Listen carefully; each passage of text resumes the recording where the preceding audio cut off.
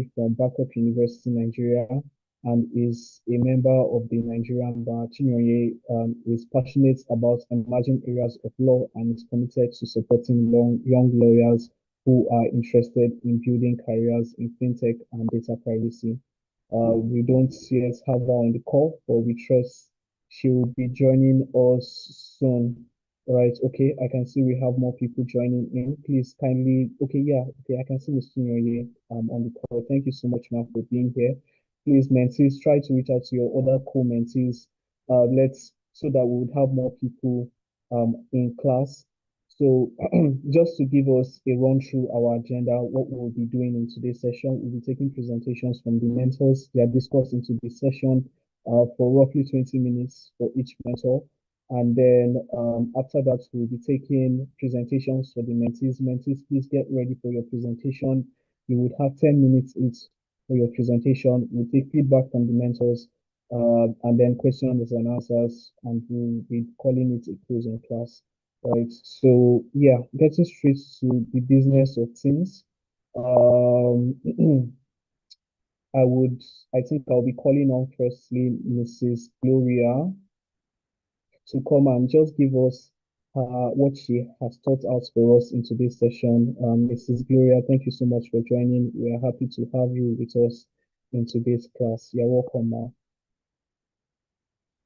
Okay, good afternoon. Thank you for that welcoming section. So, I mean, you introduced everyone but yourself, right? So, do you want to tell us your name, your designation, and what you do before we Oh, comment? okay. So sorry. I thought I did that. My kind and my sincere apologies. My name is Dennis Williams. I am the program coordinator for the Gypsy Mentorship and Internship Program. And so in today's class, I will be handling moderation, right? Or I'll be moderating rather for this particular session. Yes. So that's just an introduction to me. All right. A pleasure to meet everyone here. Good afternoon, everyone. All right. So, typically, I would have done a slide. I would have presented a slide, right, to basically discuss what the topic is all about. But I went through the presentation slide by the mentees, and based on that, this is more or less like an engaging section, very practical, right? So one of the key things I reviewed based on the presentation slide is, I mean, I understand the topic for this presentation is on fintech transactions and contracts, right? But the focus on the presentation was on crypto. Just a moment, let me reconfirm again. Was on blockchain and smart contracts. Can any of the mentees tell us why this is so? And what do you understand by the topic for today, for this section? Okay, before we before they get to speak, I would like to just kindly quickly address that. So we are the ones who assign them areas for them to focus on within the topic for the day, because we want them to have like a very broad understanding of some very key concepts. So yes, that was within the topic that was allocated to them. I think they were meant to focus within that direction, especially as pertaining this session. Okay, so what you're saying is there is a broad range of options, but they chose blockchain. No, no, what I'm saying is that we assigned fintech contracts for them to discuss as part of um, well, key requirements within fintech contracts, ways of executing fintech contracts. That was what we assigned to them. Okay.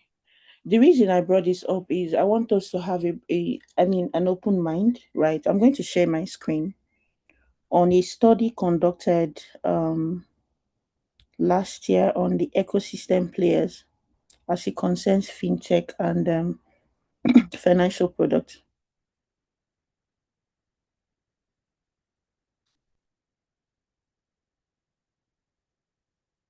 Please confirm you can all see my screen. I don't think your screen is up yet. We can't see it.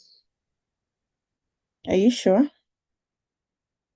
Um, for my end, I can't. Maybe any other mentor can confirm if it is just me or it is a channel. Okay, it's coming up now.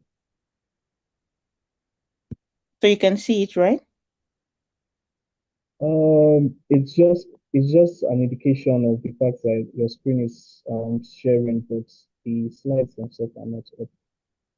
Okay, a moment, let me redo it. Okay.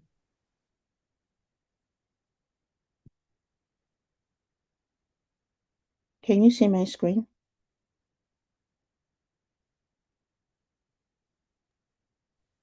Still just the same notice. Okay, yeah, now it's up. It's up. All Yes, right. your screen.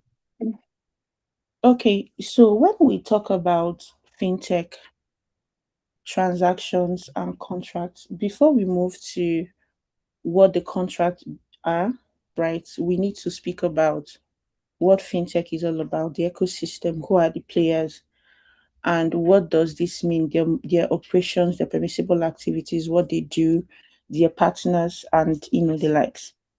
Now, this is the result of a study conducted by a company on the ecosystem players in Nigeria.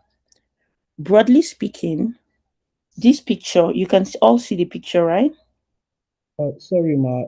What is showing on my own screen is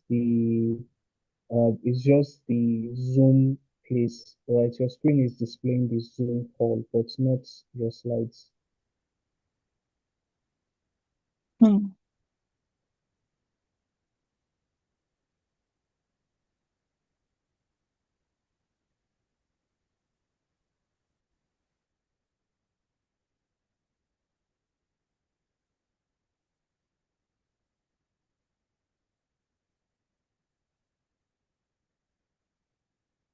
Can you see it now? Is it better? Uh, so it's still just the same thing, your screen, full screen, but your presentation, we can't necessarily see it. Why is that happening? Please, can somebody else, just to confirm, can somebody else confirm if they can see my screen? Okay, so what we can see now, or what I can see rather, is just a slide with Nigeria in the middle. Exactly. Okay, it's showing then. Yes, it's showing now. All right. So you see here the different ecosystem players. Fintech on a general landscape simply means that um, it's an ecosystem where you know financial services, financial and payment services are being provided via automated means, technology, you know. And so we have different ecosystem players. But for this section, we have like the payment system providers, right? Which is what we have here. The payment processing, switching, and infrastructure right here where my cursor is, right? We have it here. We also have there's a subsection for this. We have the fintech infrastructure and techfin. That is those entities that provide solutions embedding financial services. We then have mobile money, agency banking, payment service providers, and the informal banking. By informal banking, it simply means those entities that are leveraging on partnerships with licensed banks to provide financial services. We also then have the merchant solution, the pay buy now, pay later, and loyalty um, companies. We also have the personal finance, wealth, and asset management. We have digital insurance, pensions, health tech, and HR, all within the space. Now you're wondering how what does HR have to do here? You realize that based on the today, there's what they call embedded financing, whereby um typically HR solutions or HR platforms, they just don't provide only HR solutions, right? So what they do is they embed finance in their platform so that their users are able to access loans. They can also access BNPL. They can also access payday soft loans, right? So that's why HR, you can see HR here. We also have digital banks. Please, if you're not talking, can you mute? We also have digital banks like the Kudas and the likes, right? We have the cross-border remittance, the IMTO. Broadly speaking, this falls under IMTOs. We have the digital lenders and credit infrastructure. We then have the crypto, which is what your presentation is about, the blockchain angle of it. So that's crypto. Then we have the crowdfunding, agri-tech, and property tech. So all of this, right, is I mean, based on the study as at December 2025, these are all the ecosystem players in terms of fintech in Nigeria, right? So you then see that it's really broad based. The ecosystem is far, is and wide. The ecosystem is really really wide, right? So there are a lot of activities going on in the fintech space. But for purposes of this section, right, we can see that if I'm to pick each and every one of these sections, it's going to take a very long time for us to conclude. And I understand that my lot is 20 minutes. So what I'm going to pick here is the payment processing PSP players. Now, for you to be an ecosystem PSP, like I said earlier, is payment service providers. You must have a license by the CBN. Of course, there's the informal part of things in the sense that you don't have a license, but you're leveraging on partnerships with licensed entities to, provide those services, right? Now, under this section that we have here, please confirm you can see my cursor where you have the payment processing, switching, and infrastructure. You can see my screen, right? You can see where I'm pointing at. I don't know if it's only me, but I can actually see your screen, but I don't think I know where your cursor is. This where you have Power Pay, Errand Pay, Honor Afrique, eTransact, Coral Pay, Monify, Call Pay, Remitter, Payasa, ZenPay, Fincra, Cellulant. Yeah, this section. Okay. Yeah, Yes, now. exactly. So these are, I think for this section, they mostly picked those that are doing processing and PSSP services.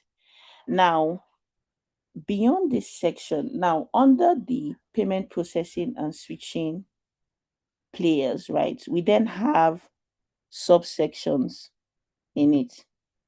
Now, what does that mean? It simply means that under the PSP, which is payment service providers licenses of the CBN, we also have the super agents, that's those that are providing agency banking services.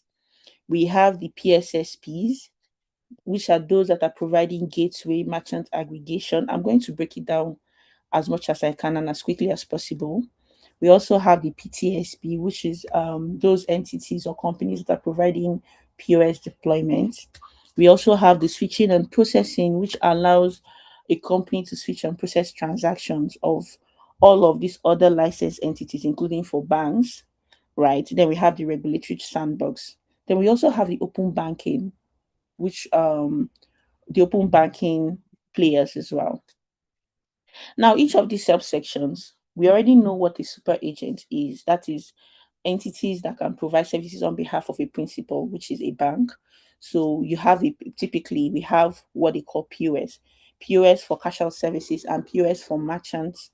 That's, let's say, for supermarkets and the likes. That's not where we're going to. For agency banking or super agents, you're speaking to when a customer, typically traditionally a customer, walks into an agent's location and is able to either send money, you know to a beneficiary, or is able to cash out, or is able to confirm their balance, or buy airtime or utilities, right? So that's what primarily, or broadly speaking, that's what super agents, that's what they do and their scope of their license, right? And for you to be an agent, you must be empowered and authorized by a principal.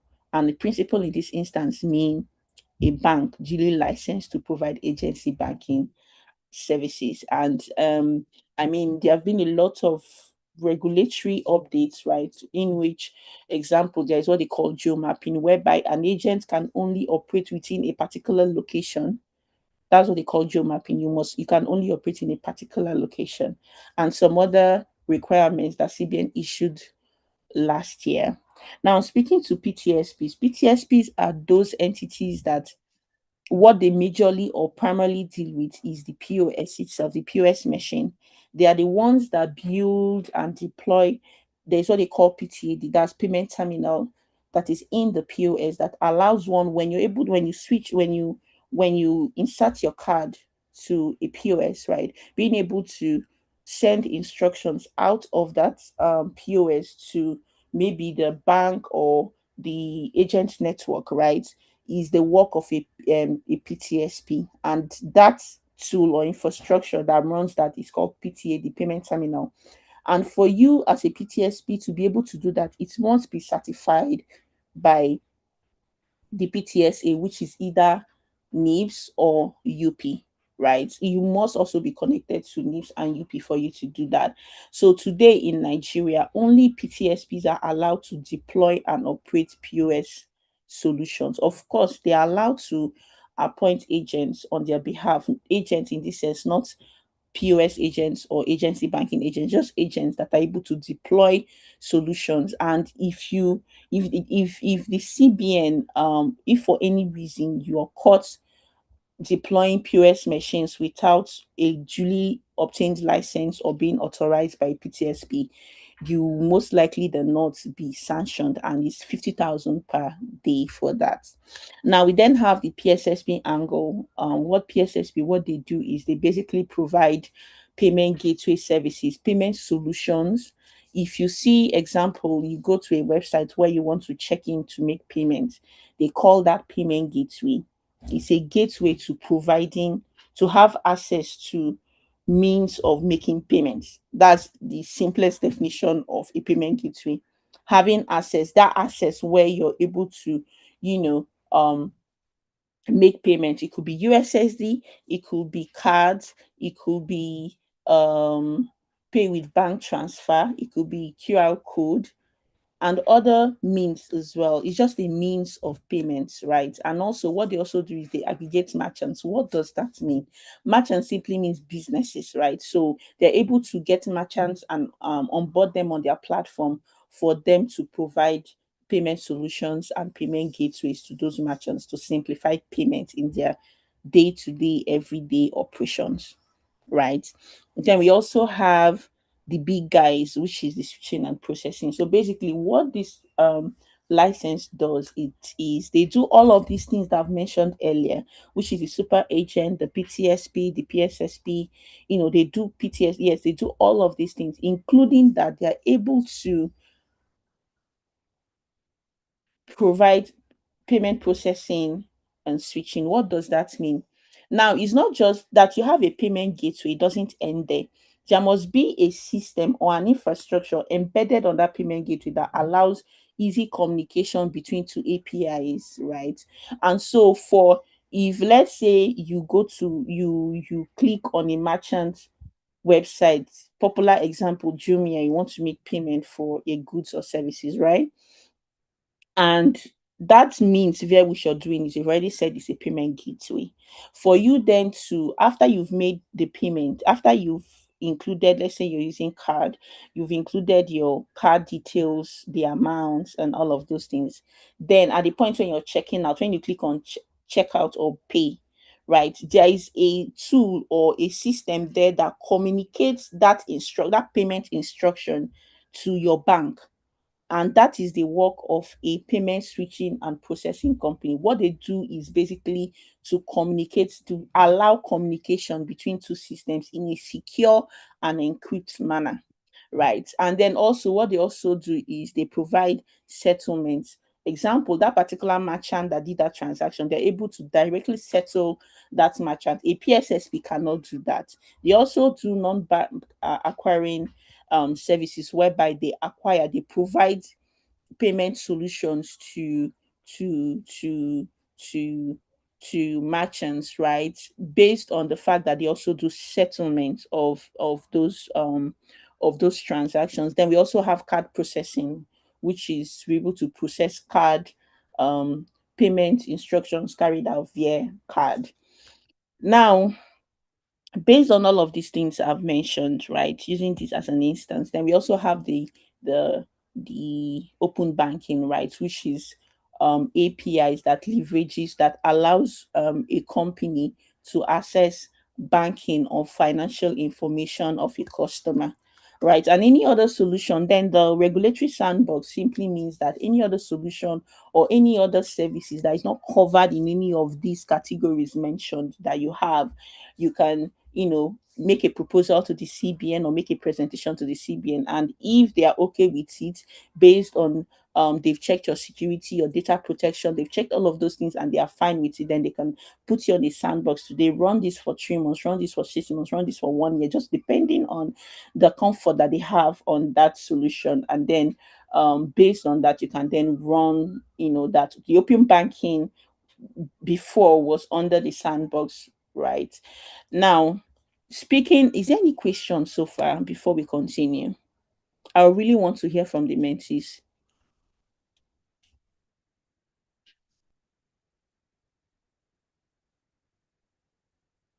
Hello? Can anybody Yes, hear me? ma'am, Yes, ma'am, we I can can hear hear you. you, ma'am. Okay, does any of you have any questions thus far? No, ma, I do not have a question personally. Are you sure? That means everything I'm saying is well understood. Ma? That means everything I'm saying is well understood. Yes, ma'am.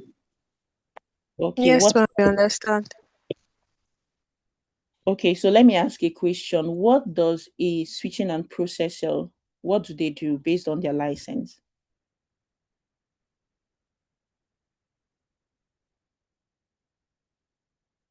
Let me pick someone to answer that. Dennis Williams. So that is me on my other device now. Okay, so oh, okay. Um Follower, do you want to answer that question?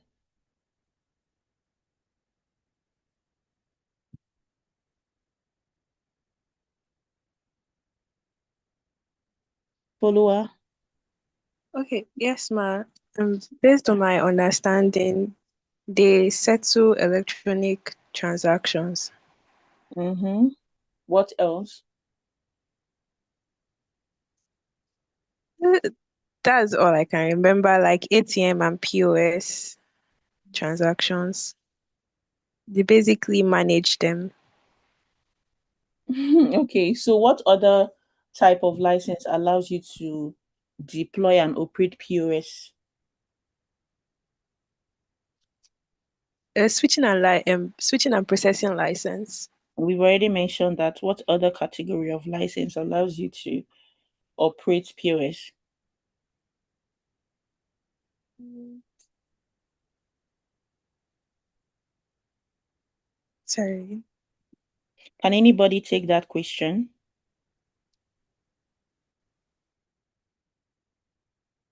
Ma, you mentioned TSP, that's a payment terminal service provider. It helps in deployment of POS services. Beautiful. Who answered that question just now?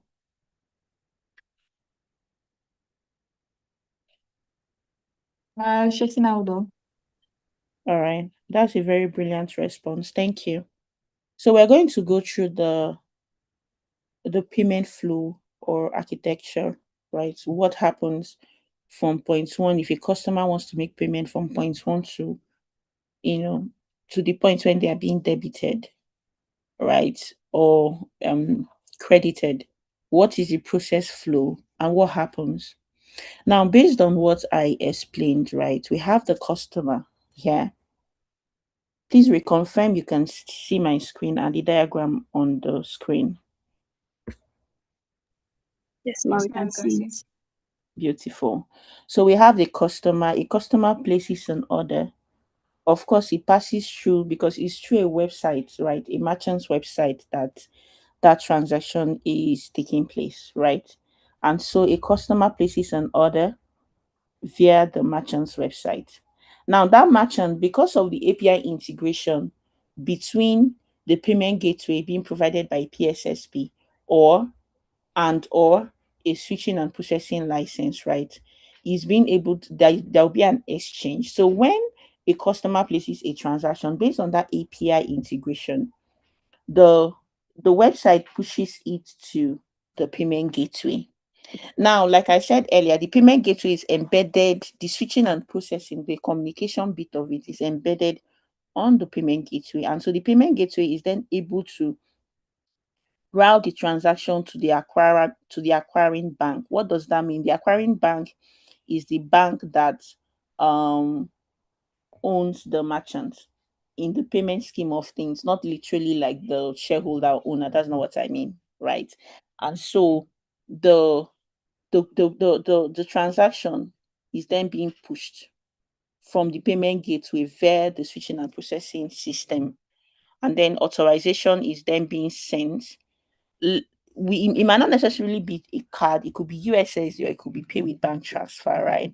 And so it goes through that means, and then there's what they call authorization. What that authorization does is it pushes from the acquiring bank. The reason for this acquiring bank is also so that they know the amount of money going into the merchant's wallet, because if for any transaction that is being conducted by the customer, recall that it has to be settled in an account, and that account is sits with the acquiring bank of the merchant. I hope that's clear. Now, once that's the transaction, the picture I showed here, once it passes the payment gateway, an authorization request is being sent to the issuing bank. The issuing bank is the bank of the customer. What it does is to confirm the bank, issuer bank, or somebody call it issuer or issuer bank or customers bank, right? What the bank, the role of the bank is, please, they are to confirm if there's sufficient money in the bank account of the customer to carry out that transaction. That is why sometimes if the funds in your account is not sufficient, or in your wallet is not sufficient for that account, of course the transaction terminates, right? Of course the transaction terminates, so it doesn't just go through, right? And so, but if the funds in your account is sufficient, what it does is it sends that authorization request to the issuer, that is the customer bank, and then the customer bank then debits that account. Once it debits the account, it sends that notification back to the acquiring bank, and then that money sits with the acquiring bank, not directly with the merchant. So it sits with the acquiring bank, right? And then it then goes back to the payment gateway. The payment gateway then sends a notification to the merchant's website that transaction is successful. All of these things that I mentioned, you think it's within 15 to 20 minutes. This whole communication that I mentioned is carried out by the communication engine, which is switching and processing system, right? That I mentioned earlier. All of these things is carried out within 10, 15, max 19, 20 seconds, right? And then what then happens is, as soon as transaction is successful, of course, a receipt is being issued, right? The issuer bank then sends the receipt to the customer.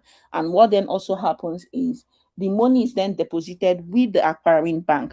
Now, depending on the role of the switching company, if they are acting as you remember I said they can also act as a non-bank acquirer, right, in these transactions. So depending on the role that this particular acquiring bank is playing, what they then do is the money sits with the acquiring bank, and depending on the contract or the agreement between the merchant and the bank, or the let me not use the word bank, I'll use the word acquirer in this sense. So depending on the agreement between the merchant and the acquirer, settlement can be done immediately, or end of day. By end of day, I mean if the transaction goes through today, you must receive payment. The merchant must receive settlement today before 12 midnight. When I mean today, it means it terminates at 12 midnight. It could be immediately or at 12 midnight or at T plus one. T plus one simply means that the settlement is done the next day. Next day, there are windows. So that settlement is being carried out by NIPS, which is the central switch in Nigeria, or by UP. So there are two central switch in Nigeria licensed by the CBN, which is UP and NIPS, right? And there are open windows for that process. It could be, I think they have 8, 10, and 1 or 12, right? So within those windows, settlement is then being carried out um, to the merchant's settlement account with the acquiring bank, right? Less any applicable fees in all of this nomenclature or architecture being mentioned. And so based on all of these things I mentioned, you can then presuppose that, of course, for there to be a contract, right, there will then be a contract. The contracts that are going to take place or applicable to all of this process I just mentioned in basics is, of course, there will be a T&C or an agreement, what they call and most times between the customer and the merchant is a T&C, most times that takes place or is embedded on the merchant's website, right? So between the customer and the merchant, there is one contract. Between the merchant and the payment gateway, there is one contract. Sometimes the switching and processing company can provide both the payment gateway. Like I mentioned, they provide the switching and processing license allows you to do many things, right? And so the merchant could directly go to the payment and processor, right? And then that payment and processing company provides both the payment gateway and the processing. And so there's another contract between, which you can call it processing contract or a payment service contract, or a merchant service contract between the merchant and the payment gateway, or the merchant and the um the switching and processing company for those services. Now, there'll also be another contract. It could also be tripartite, all of these things, right? When I mean tripartite, it could be between three ecosystem players. So then the merchant also have a contract with the acquiring bank for the settlement of that transaction, who states, example, how much the acquiring bank is to deduct the acquiring fees. So if the acquiring bank is settling the merchant in the merchant's account, it's less the fees applicable for that service. When I mean less the fees applicable for that service, it simply means, example, if it is 1 naira per transaction, it then means that per transaction they will deduct 1 naira. So let's say the transaction is 100 naira, so they are settling the merchant 99 naira. Now, as a legal person, what you then think is, if you're advising the merchant, what you then think about is, what of transactions that are unsuccessful? Remember, I said earlier that, for instance, if the issuing bank, upon making the issue, the switching and processing makes a request to the issuing bank and there's insufficient funds, remember that the switching company or the acquiring bank have already expended resources in pushing this authorization request to the issuer, right? And so in the merchant's mind, the question would then be, and then this also goes to you advising the business partner, or the business team in your company, to say you have to negotiate properly. Does that 1 naira is it applicable to successful and unsuccessful transactions, or just to successful transactions? And that conversations need to be had with the acquiring bank.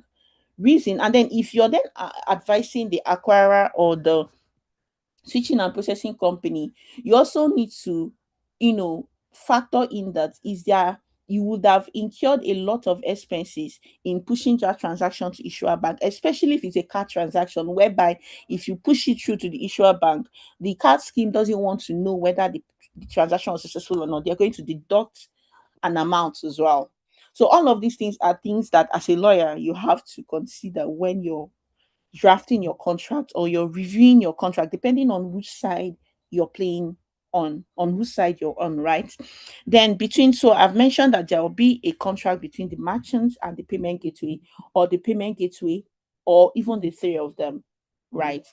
then the merchant and the acquiring bank, and then there also be a contract between the acquiring bank or the merchant and the no between the acquiring bank and the issuing bank, or the acquiring bank and the card scheme, right? Depending on how the flow is. Like I said earlier, depending on the means of payment, which is it could either be cards or USSD or all of that. And we've also had instances whereby, example, the likes of money points where they control the flow end to end. They are both the issuer, they have both the payment gateway, and they have a switching and processing license. So that means that all of this might not really be applicable because they are the issuer bank, they are the payment gateway, they are the switching and all of that. So that means that if you're advising if you're on the side of such a player where they own all of the infrastructure together, right? You're going to be advising that, from a commercial side of things, you're going to be advising how they impute the fees. Remember as well that today the tax, based on the tax out, there is the VAT element of it, which they need to also impute on the system. Then we also have we're also going to look at what is the chargeback or dispute resolution nomenclature is. And you have to be specific because today, example, right, the CBN mandates that if there's a chargeback issue or a fraud issue or whatever, if a customer raises a concern or a dispute on a particular transaction, it has to be resolved within 48 hours, right? And we've had instances where the CBN have sanctioned banks for not adhering to it when they did an audit, and they had to like give another 1 week, and still some banks did faltered. So they, of course, sanction comes with it, right? So when you're reviewing a contract or drafting a contract, you have to look at the dispute resolution, not dispute resolution in the sense of if there is a disagreement in the contract as it concerns enforcement of the contract, but disagreement in terms of the transaction or the payment transaction. Do you understand? And so you have to look at the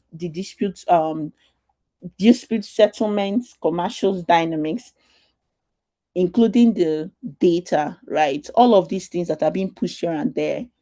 You're going to be asking questions around what is your security model, what are the licenses that you have for ensuring the protection and security of the data that is being passed from point A to point Z. Like, what is the licenses that you have? By license I mean, example, if it's for cards, you must have your PCI DSS, your ISO that speaks to information management, encryption of your data. Is the data stored in the cloud?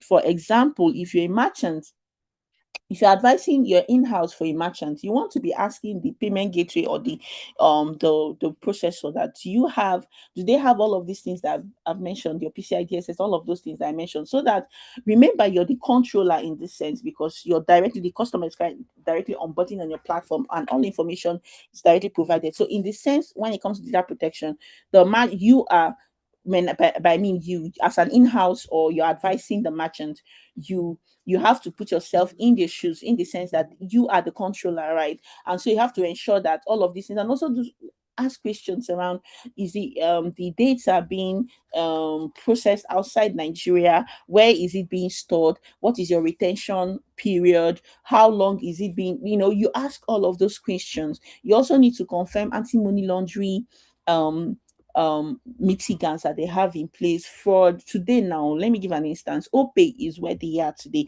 because they've been able to sell to the market that it is hard for fraud to take place on the system because of the mitigants or the controls that they've put in place for that process, right? And that's why they've been able to buy the market, and people are proud, or are, they feel happy using their solution. So these are some of the things that I can see that I've used almost 40 minutes. My apologies, please, to my mentors and to everyone. So if you have any questions, I'm going to end the presentation here. If you have any questions, please feel free to ask. And thank you, everyone.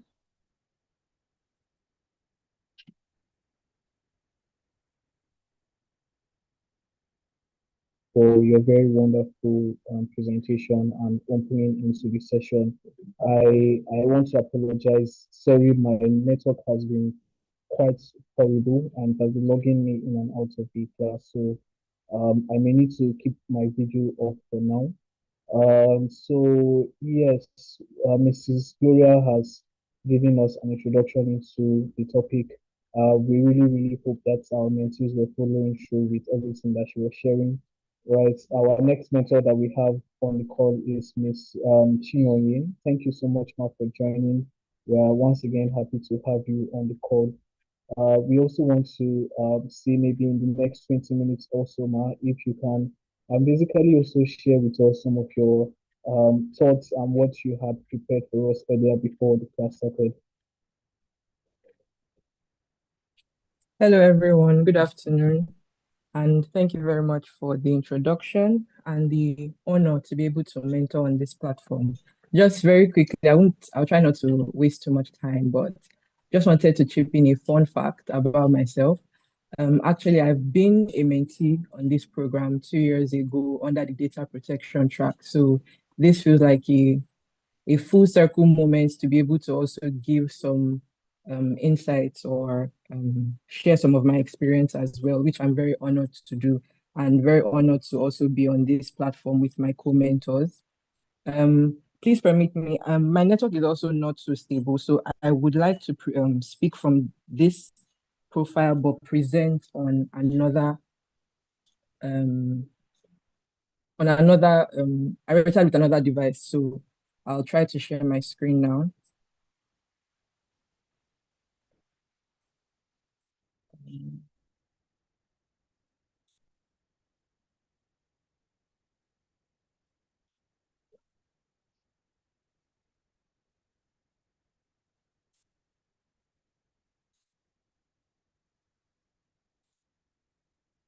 Okay, please, can you confirm if you can see my screen? It's coming up. Not yet fully up, but it's showing that it's showing. Okay, yes, we can see it now. Okay. Is the presentation on as well? Just want to be sure what is being shown. Yes, your presentation is on. Okay, thank you. So just to briefly start, and not to waste time, I hope that we've been able to listen to the presentation from Mrs. Gloria because I believe she extensively explained a lot of the key terms, which I also have here. So I'll try not to dwell so much on them. But to start off, my presentation starts with an introduction. So what is fintech? Fintech is basically financial technology, right? And it refers to how companies or platforms it refers to the companies or the platforms that use technology, right, to improve or automate financial services. And it combines finance, technology, and regulatory compliance. It emphasizes the importance of regulatory compliance. And the objective around fintechs and the rise of fintech really is to make financial services more accessible, efficient, and secure. So I'm sure a lot of you, during the rise of the whole fintech talk, you heard speeches or words or phrases like banking the unbanked or we are powering payments across Africa or things like that. So that is what speaks to making one financial services more accessible, so accessible to people who ordinarily don't have access to more traditional financial services. So you look at maybe at your new banks or the super agents that have been mentioned already. Also, you could look at maybe merchants who need more accessible financial services for their businesses. Then you also look at efficiency. Efficiency in, say, maybe there are merchants who are looking for a more efficient way to pay their customer, to receive money from their customers, pay their suppliers, whether in Nigeria or cross border, across Africa, across the world. So that is efficiency. And secure. Financial services and financial transactions deal with sensitive information, right? It's very sensitive. So these fintechs must also, excuse me, they must also consider the security of whatever platform that they are trying to provide. And it's important to note that fintech operations involve multiple parties, contracts, and regulatory frameworks. And I'm sure it has been made so clear to us now from the previous presentation that the different parties and the different ways all these people come together to play different roles in fintech. And yeah, so fintech operations also involve various kinds of transactions, partnerships, and relationships. That's why it's important for lawyers who operate in the fintech space to ensure that the transactions that their companies or their clients are involved in, comply with the applicable licenses, identify and mitigate identify and mitigate risks. Is my slide still showing? Okay, yes, identify and mitigate the contractual risks and all right, thank you. And protect the company's interests fairly. So why I put fairly there is because in as much as you are operating or advising on behalf of a client, whoever that client may be on the in the ecosystem, you also need to dispose of your duties fairly in the sense that if you're trying to protect them or give them certain remedies, you should not, there are limits, right? You'd see in some contracts where there are statements or in some aspects where there are statements that say to the fullest extent of the law. So there are some limits in the law to the kind of protections you can give to your clients. So you should also consider that. Next up is types of fintechs in Nigeria. Then I want us to kind of take our mind back to the diagram that was first shared by Mrs. Gloria, which really gives you a broad view of the various aspects, the various kinds of fintechs that operate in this space. But here I've just highlighted a few of them. And the first is the payment and remittance platforms. So these are your normal PSPs, which are payment service providers, or your cross-border IMTOs, people who handle cross-border payments between different countries. And examples are Flutterwave and Paystack. Then we have digital banks or new banks, which are like banks, like your traditional banks, in the sense that they take deposits, you can make withdrawals. They also offer lending, which typical fintechs don't fintechs don't offer. But these ones are different from traditional banks because they are digital first, right? So they are not like a GTB that you can see like two or three branches on a street or something. They are digital first, so which is why they classify as fintechs. Then you also have lending or credit platforms, which also operate access to credits, access to loans like loan apps or SME financing for businesses. We also have financial operations fintech platforms, which are mainly catering to businesses. So that's when you see B2B, that's business to business. They handle treasury management, um, they handle treasury management, payment orchestration, expense management, different. So why they are classified, or why I have decided to speak on these particular types of fintech financial operations, is because apart from or adding onto the regular or the normal payment services that we are used to, which is initiating payments between merchant and customer or person to person, these platforms kind of add or give added value, sort of giving the person other um, other value, right, to kind of look into their financial operations. So it's not just allowing you process payments, it's kind of giving you a platform where you can do other things like maybe tax compliance, manage your expenses, treasury management. So these ones are more financial operations, catering to. Then we have investment or wealth tech.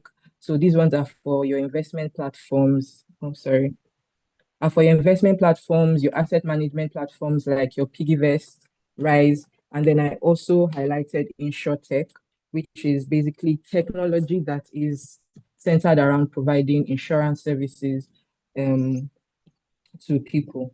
Then the next thing I want to talk about is the key players in fintech transactions.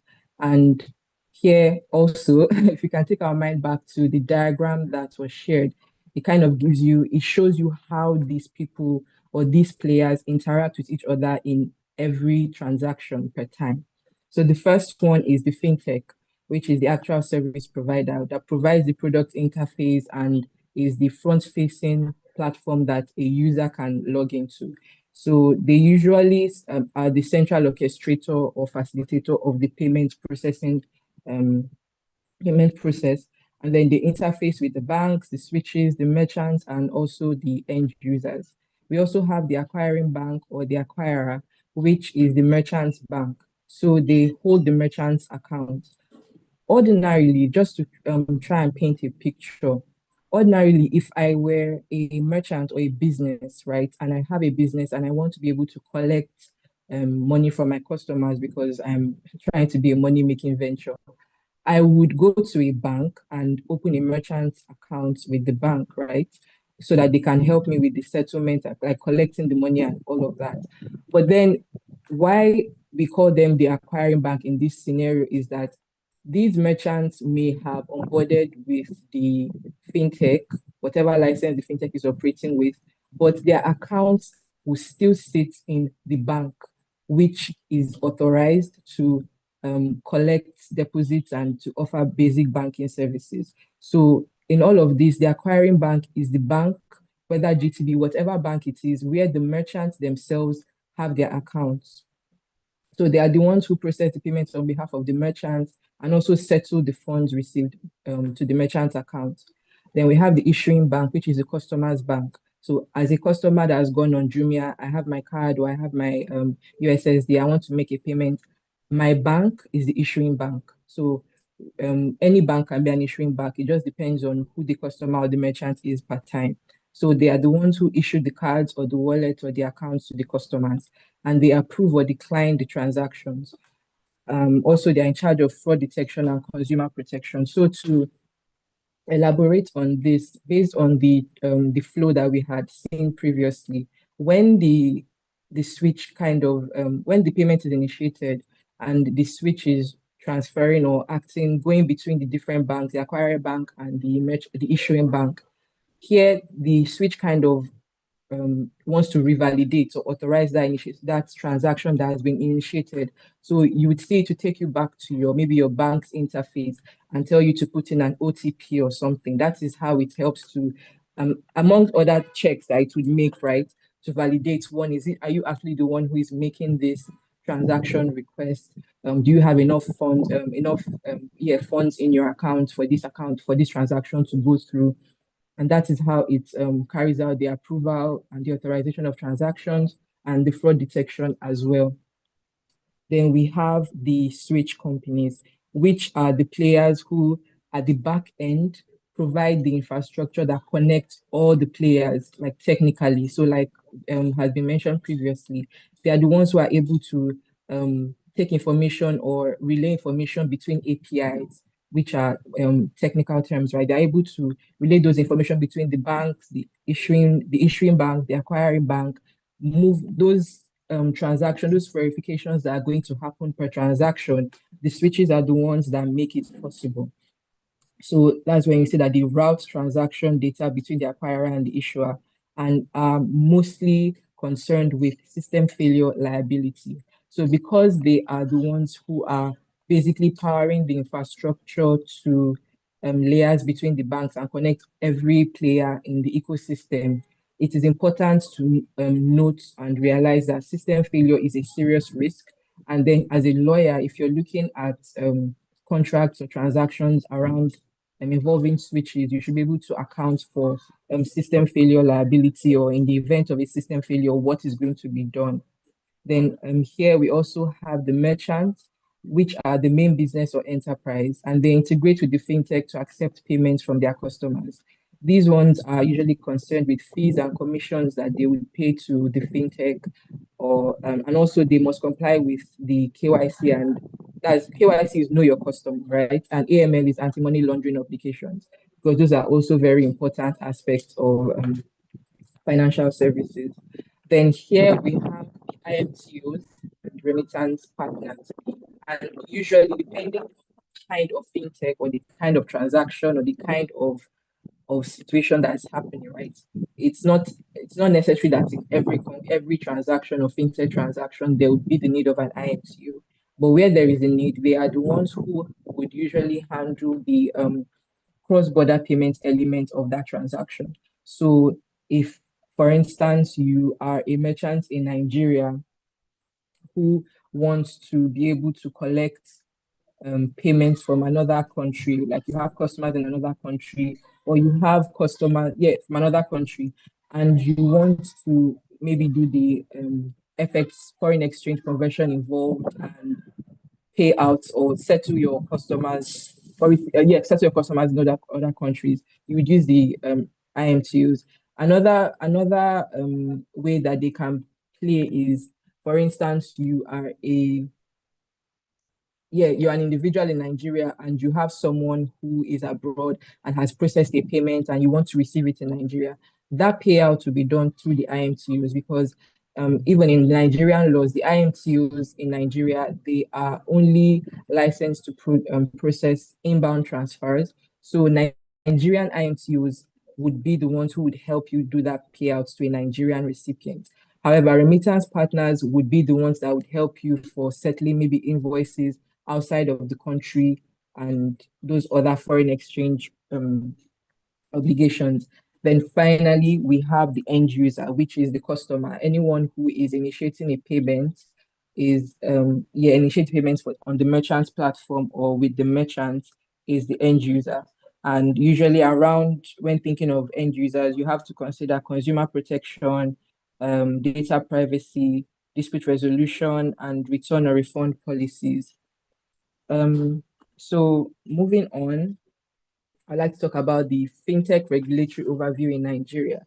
And one of the reasons why this is very important is because, like has been previously mentioned, the licenses basically dictate what is permissible in any transaction, in any contract. The license regime is what basically guides all the players, dictating what each person can do.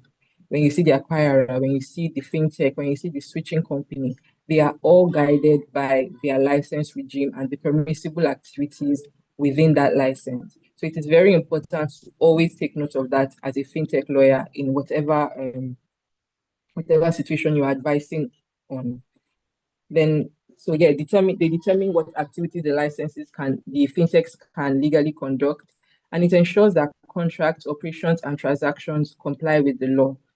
Another point here is that it drives how the transactions are structured. So when you talk about structuring of transactions or structuring in fintech, you need to take note of the licenses involved because it helps you to know per time who you are dealing with and how to structure your agreements for that particular person, right? So if you're dealing with a PSSP and you're dealing with a merchant, your license only allows you to do certain things. Means that you need to structure your transactions such a way that if I am dealing with my merchant, my agreement with them must state so and so and so, and must also make sure that I am not going against what my license says I can do, and I am not being seen to or acting like I can do such things. So, for instance, if you are, say, a PSSP that has a platform that allows merchants to receive payments, that is the most widely known application of the fintechs in Nigeria. You should understand your license regime. And we use, for example, the PSSP. When you're structuring your transactions, knowing that your license only allows you to initiate payments and facilitate those payment processes, you would also understand that you need to be able to um, integrate with the switch. So you would structure the transaction in such a way that you already have a partnership with a switching company. So either NIBS or UB or UP. You could also use other types of companies that provide switching services, but you know that in structuring your transaction or your operations, right, which is to provide this service, you have understood that you need to get a partnership with a NIBS, need to integrate with them. You also need to be able to get an acquiring bank, which would be the bank that onboards your merchant. So you've structured your operation in such a way that before you're even going to meet any merchant or any customer out there, you've structured your operations already. You have your acquiring bank, you've gotten your agreements with them, you've gotten your integrations with them, you've gotten your integrations into NIPS, you have access to the payment systems, and you're able to operate legally and properly. So this licensing also helps you to identify and mitigate legal, financial, and reputational risks. And I believe we can see how that is done. Then the regulatory bodies that regulate the fintech sector, the key regulator is the Central Bank of Nigeria. They are the ones who right now are in charge of the basic license or the major license regimes for fintechs. right? So your PSSPs, all the licenses that have been mentioned during this class, the CBN is in charge of it. And apart from licensing, they also provide regular regulatory updates, regulatory directives, regulatory documents that direct how these fintechs can operate with their licenses. So they are a major regulator in the sector. We also have the Nigerian Financial Intelligence Unit, the NFIU. They are majorly involved in the anti-money laundering and reporting aspect of the fintech industry. So, like I mentioned, fintech is a very, very sensitive and highly regulated aspect or sector. So they are in charge. As a fintech, you'll be making a lot of reports just to make sure that you have processes and operational processes in place that help you to monitor transactions that are being done on your platform, monitor your customers, monitor the people that you are operating with to make sure that there is no risk of money laundering being used or processed through your platform. And so you make those reports and you're also regulated by the NFIU. Now, the Securities and Exchange Commission in Nigeria, they are majorly involved in regulating like the wealth tech and the investment fintechs. So before you can offer investment services, certain investment services are highly regulated by SEC. And then we have another strong regulator, which is the Nigerian Data Protection Commission. Now, just to speak more on something that was mentioned previously, as a fintechs are involved in processing payments, right? So that is processing. And data protection is basically about regulating the way that is data subject to an individual's data is being processed. So that means that ordinarily a key regulator that a fintech would have or be subject to is Nigerian data protection to ensure that whatever data of any of the customers, any of the merchants that is being run through your system, you have adequate operational and organizational measures, right, to make sure that those data are being processed legally and there is no fear of it being breached. So if you're looking at a fintech now, you're processing data, you need to look at per each transaction, would you be seen as, or would your company, your fintech, be seen as the processor or the controller? You need to be able to differentiate that per the regulations, to be able to know what your obligations are, to know what your liabilities could be, and know what your duties are as well. So as a processor, your duties and obligations and liabilities will be different from if you were a controller. So you need to understand your position, and your positioning as a company could change um, depending on a lot of things or depending on different instances. So in a situation where you are processing payments on behalf of your merchant, you would be seen as a processor, not a controller, because you're not the one who determines how that data is going to be processed. You're doing it on behalf of the controller in that instance, which is the merchant. So you need to understand those regulations, understand how to differentiate your obligations so that you are not falling foul of any of the regulations. And then finally, we have NICOM, which are regulators for the insurance sector. So yeah, this, like I said, has been spoken about extensively. Just looking at the fintech licenses that exist, we have the payments, the PSSP, the PTSP, the mobile money operators, the investment and digital assets. So like your crypto, you have those licenses as well. The switching and processing license, the IMTO license, super agents, and the microfinance bank.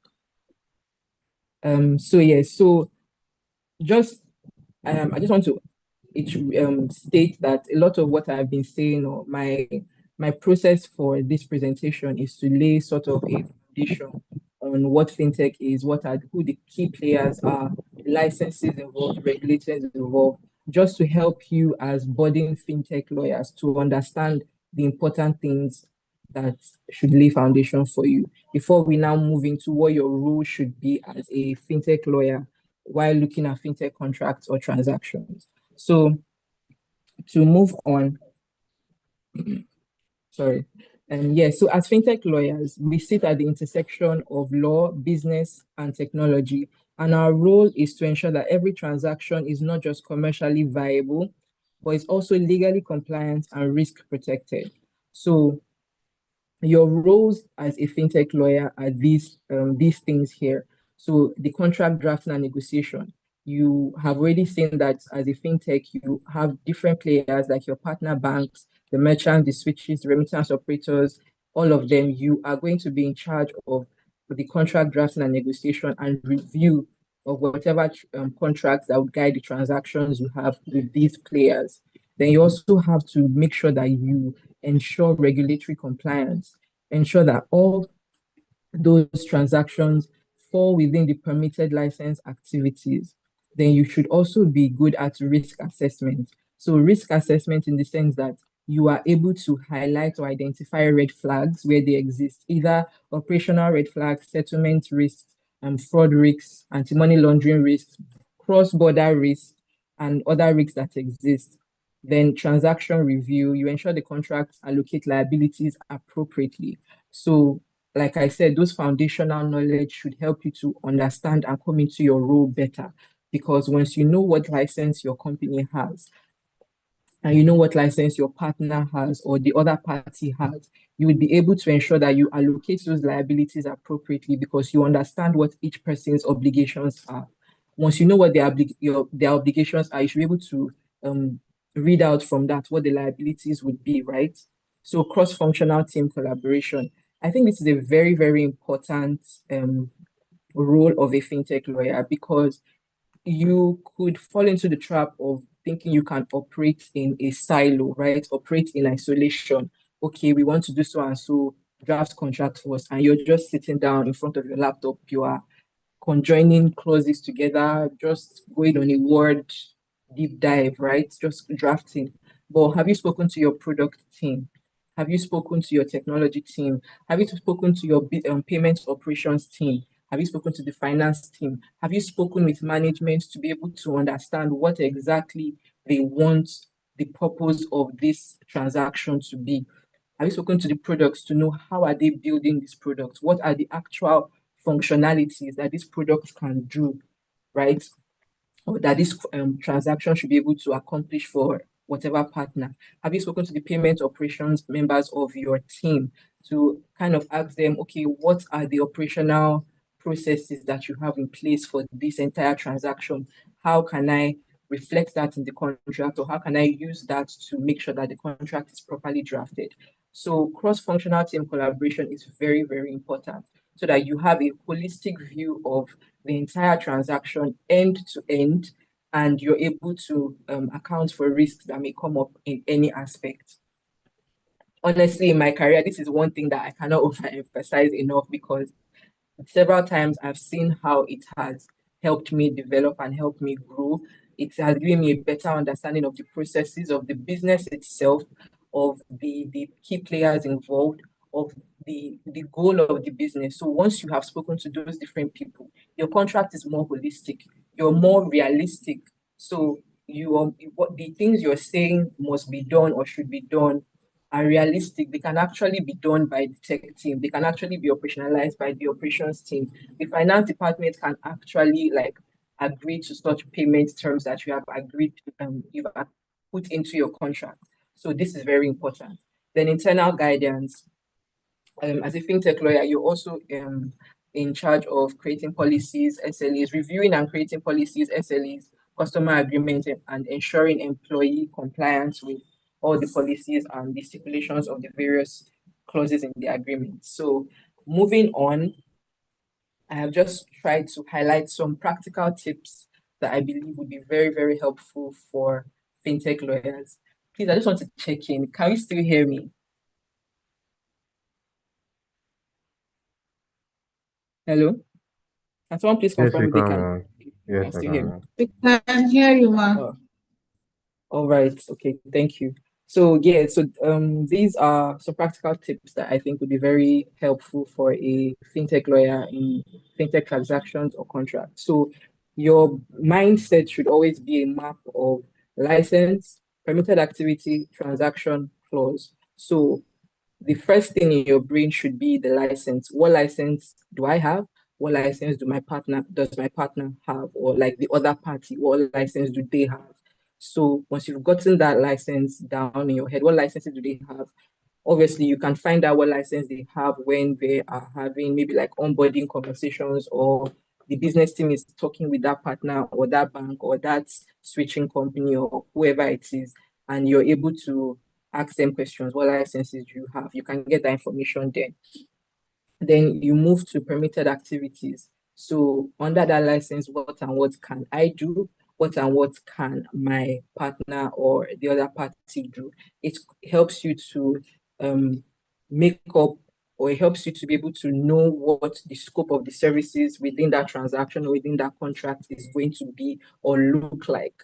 Because you cannot say that you're operating under a PSSP license and under scope of activities, you're saying that you're going to issue e-wallets, or you're going to be um, issuing e-money or issuing money, or you're going to be collecting or holding funds, or that you can hold customer funds, or that customers can come into your platform and deposit money. As a PSSP, you can't do that. So why should that be reflected in your scope of services, right? So that permitted activity would help you to understand that. So you also look at your transaction.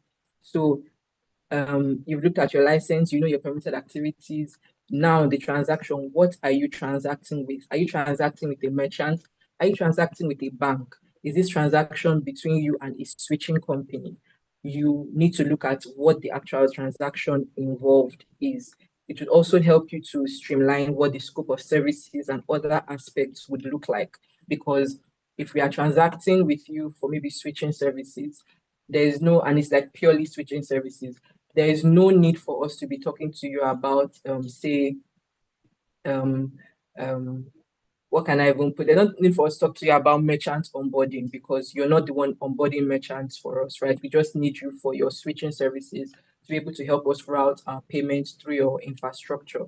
So once you've looked at the transaction, it would also help you to review or draft your contract and co-agreement, and then scoping it, bringing it down to contract clause. So it's just like an order of things to make sure you are being cognizant of the license, permitted activity, transaction. Then you look at the clause. Based on whatever it is you have identified in the three above, it would help address what the specific clause is saying. So if you're dealing with a scope of services clause, based on the info you have on the three above, you know what to do here or how to approach it. If you're dealing with a dispute resolution clause, if you're dealing with a liabilities clause, dealing with a data protection clause or data processing agreement clause, you are able to identify, okay, this transaction we are doing, who is the processor, who is the controller, and be able to address that clause with that information. I help you understand what this map means and how to apply it. And then you should also identify regulatory red flags early. So you should hone your skills, or as you go in your career, as you grow in your experience, you'll be able to identify the regulatory red flags. If somebody's telling you that they have a PSSP license and part of their operations is holding customer funds, even for a second, immediately your brain should tell you, oh, this is a red flag. They ought not to be able to do this. So why are they doing it? It could be detrimental for us. Do you understand? Then you check for clarity in liability allocation. So looking at a liability clause or a limitation of liability clause, or any clause that speaks towards, oh, you'll be liable for so and so, and you're not clear on it before you lock in your company or lock in your clients to those kind of liabilities, always check. You're in a negotiation. You can ask for clarity, or could you please clarify what this clause intends, or clarify what is meant here. They'll clarify, and you can always go back to your team, clarify with them, is this something that we can do? Is something we can agree to? Then ensure cross-border contracts reflect both jurisdictions. This is very important because in as much as fintechs are trying to connect the whole world together, the payment systems and financial services are still quite disjuncted in their regulation. So Nigeria's regulation is different from the regulation in Kenya, from the regulation in Ghana, regulation in even Benin that is closest to us. Our regulations are different. So if you're handling a transaction or a contract that is supposed to speak to cross-border contracts, you should be able to, I mean, to an extent, right? Because we may not be licensed to practice in those places, but that doesn't really stop you from being able to do some sort of research to know what the process is or what the law there says. For instance, please excuse me. For instance, if you are okay, if you're a foreign company, a foreign merchant now, or no, okay, let me use another one. If you're a Nigerian company and you onboarded into a platform that says that they also have an IMTO license that allows them process cross-border payments, and what you're operating or you're advising the merchant in this instance, for instance, so you're advising the merchant who has onboarded into or wants to onboard into onto that platform of the IMTO, and they want to their purpose or the transaction they want is to process cross-border payments, and the IMTO is a Nigerian IMTO. But what you want to do is be able to process payments out of Nigeria, that is outbound payments. If you do not understand the Nigerian law and what the Nigerian law can say can allow, you wouldn't understand that the IMTO license does not allow outside of Nigeria. It only allows for inbound transfers or transactions. So you need to now understand that for other countries, they might have different laws or different regulatory licenses that are limiting in that aspect. So if you're advising any of your clients on cross-border transfers or transactions, try and look into what that country allows. Does it allow you to just pay in anyhow with any IMT or with any bank, or do you have to go through certain processes? And is that what is happening currently? You need to align everything together. Then review SLA and operational clauses for enforceability. SLAs are basically like service level agreements, which usually speak to support timelines or basically service uptime. So if I'm working on a platform, or if I have a platform, my SLA would just give an idea, or it would itemize what our internal process is for support. So if you have an issue, in how many hours can we respond to you? In how many minutes can we resolve it?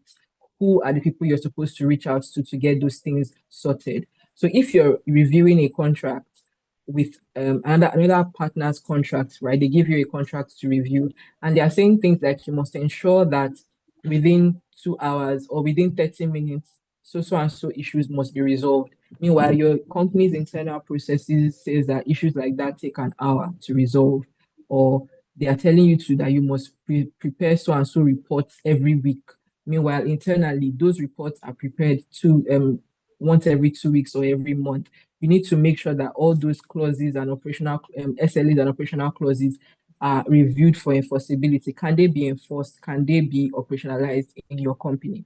Can you guys actually meet up to those clauses? So this is also where cross-functional team collaboration comes into place, right? So once you've seen those clauses, you go back to your team. Is this something that we do? Is this something that we can meet up with before you review and accept or decline? Then you must confirm your data protection obligations under the NDPA and look for consistency across agreements.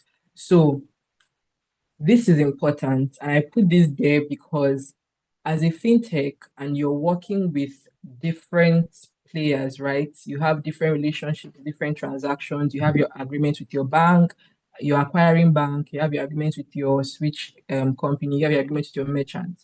You must be able to make sure that they are consistent. So your agreement, for instance, with your acquiring bank can stipulate that you must ensure that your merchants inform you of any changes to their contact information within 5 days. That is an obligation that your acquiring bank or your acquiring bank has put on your platform and has put on you. You sign that agreement, you have that obligation in place. They must inform you of any changes to their contact details within 5 days. But then in your MSA, your merchant service agreement with your merchants, what you put there is that they must inform you of any changes of their details within 14 days. Immediately, you cannot be able to meet up to your obligations with your acquiring bank because those obligations, or there's no consistency in that obligation across the agreement on that chain, right? So if you know whatever obligations you are subject to on top, so if you're partnering with another bank, maybe a global bank or another partner that is helping you with your cross-border leg of transactions. If you have somebody above on the cadre or on the ladder, and you have any obligations with them or any things you signed and agreed to with them, you must be able to be cognizant or remember all that when you are going further down the chain and contracting with others. So consistency with your merchants obligations and other partners. Just make sure that everything is consistent across board so that you are not so opening your company to any risks because you've not been able to handle that process properly. And so finally, I just wanted us to, or let me even throw a question. So if we have you have an agreement with, you have a partnership agreement, let's say with you are a fintech, right? Have a partnership agreement with either an IMTU or a bank or any other person, just a fintech. You want to partner with them to say provide you any service that any of them could do. This one is quite general.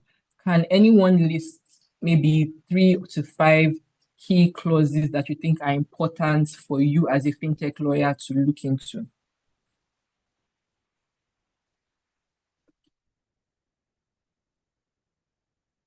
Anyone can answer the question, please.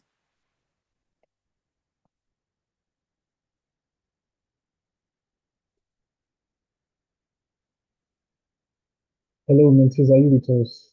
Please, the question was asked directly to you guys. Please, if you have an answer for it, kindly do well to respond. Emma, please, I didn't get the question. Can you come again? Okay, so the question is, you are a lawyer with a fintech, and there's a partnership agreement that needs to be drafted or reviewed with a bank, for instance, the acquiring bank. Can you give us just 3 key clauses that 3 or 5, let's just keep it at 3, right? 3 key clauses that you think are important and need to be included?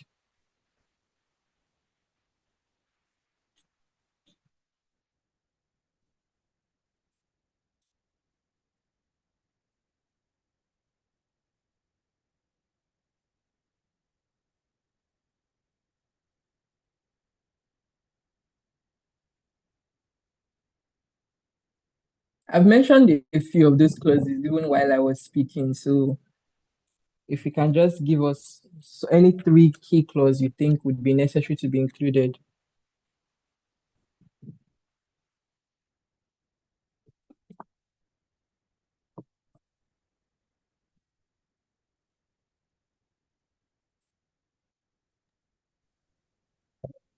Give it any answer. Yes, please go ahead.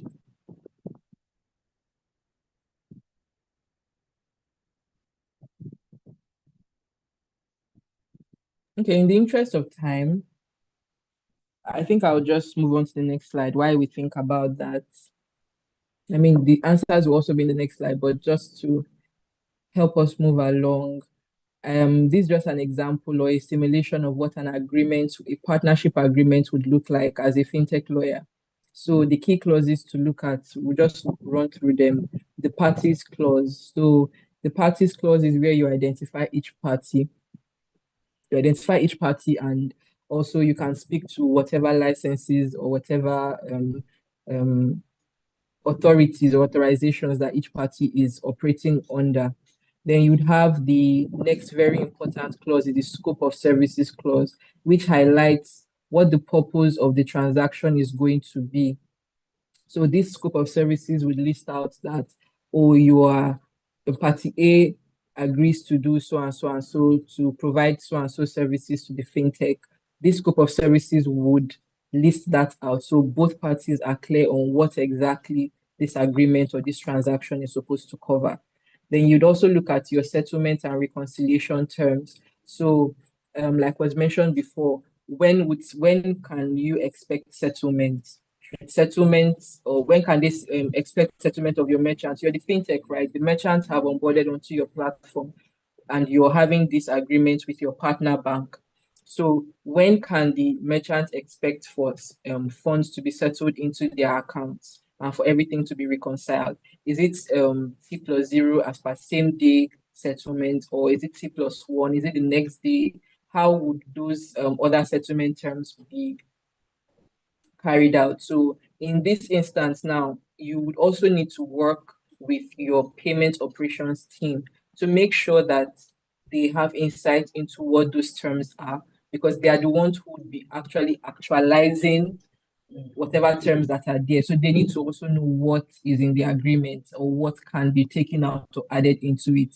So while reviewing this clause, this is a very important clause to review or to draft. And while doing it, you should also make sure that you're working closely with your payment operations team and any other team that needs insight into this. Then also liability and indemnity.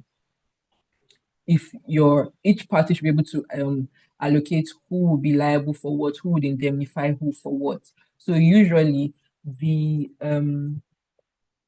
liabilities usually go like, oh, we are not going to be liable for the transactions or for any fraud that is carried out on your platform. That is the bank saying that, because they are not the ones who are going to be in charge of ensuring security on your platform. So if there's any fraud that is carried out on it, if you are not allowing the appropriate or permitted activities to be done on your platform, for instance, as a fintech, and if you're offering card collecting services, there are certain transactions you cannot allow go through your platform. Someone can come onto your platform and say that they are selling arms and ammunition.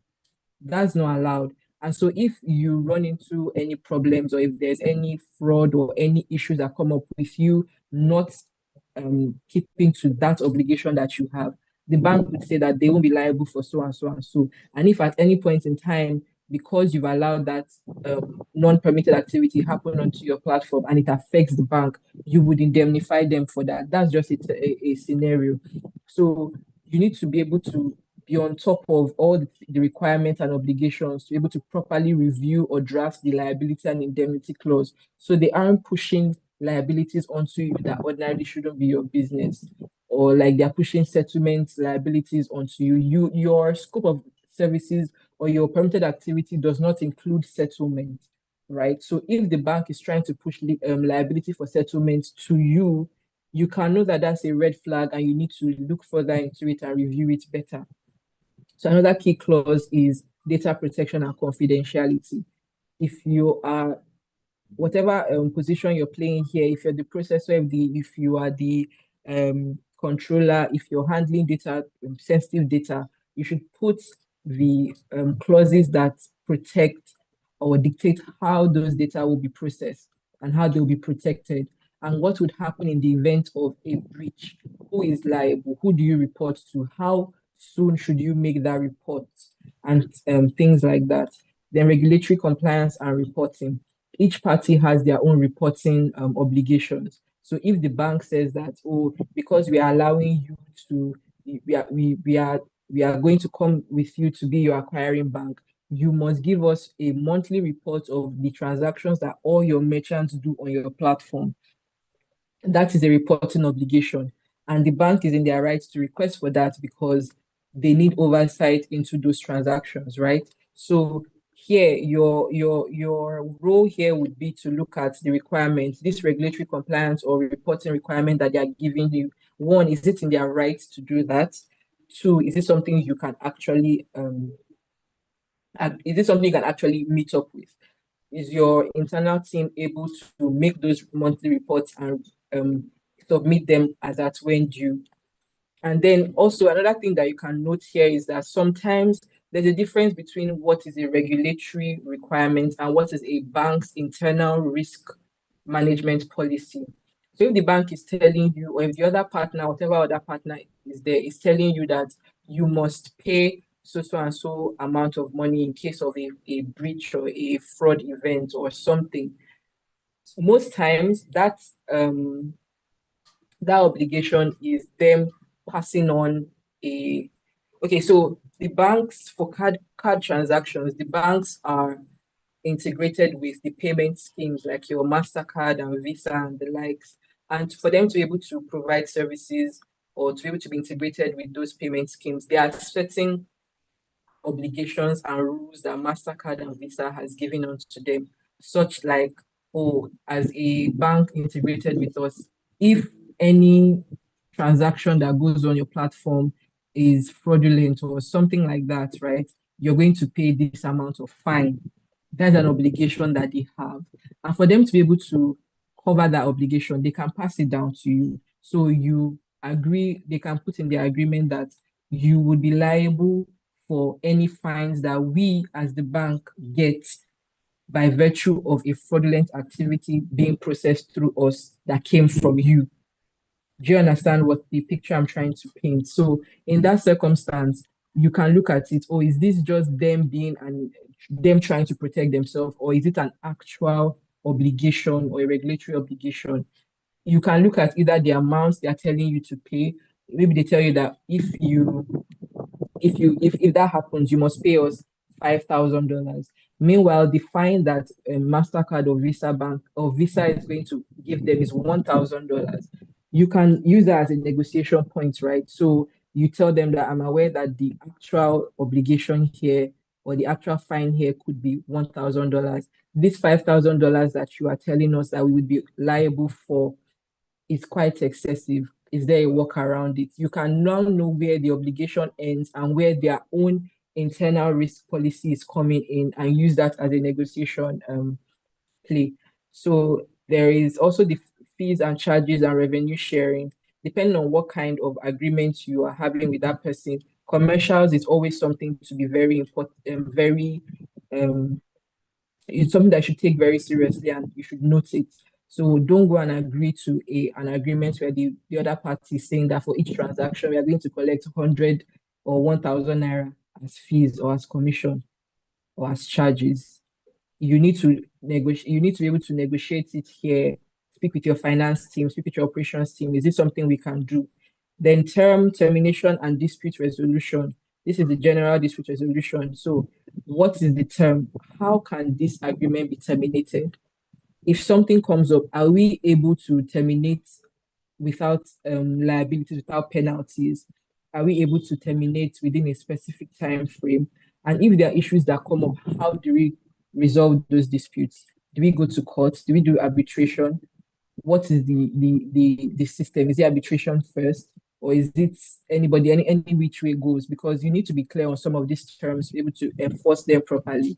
Then SLAs and performance obligations, like I've mentioned, force major and operational Hello, risks. So hello, Miss yes, Chinonye, can you hear me? yeah, I Sorry, can hear please, you. but it's past gone on time. Please, and I want to ask if it's possible for you to maybe So, begin to wrap up so that we can have mentees also present now.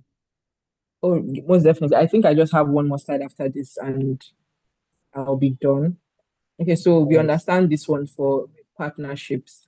The next one on this is my last slide is an example of you having an agreement, a merchant service agreement with your merchant as a fintech. Obviously, your scope of services is important. You need to make sure that you are clear on what services you're offering the merchant. Don't promise what your platform doesn't offer. Don't say that you're going to do so and so when your platform doesn't do that. Your permitted transaction types, like I mentioned, you must state clearly what kind of transactions are permitted by the merchant on your platform. Do you allow gambling on your platform?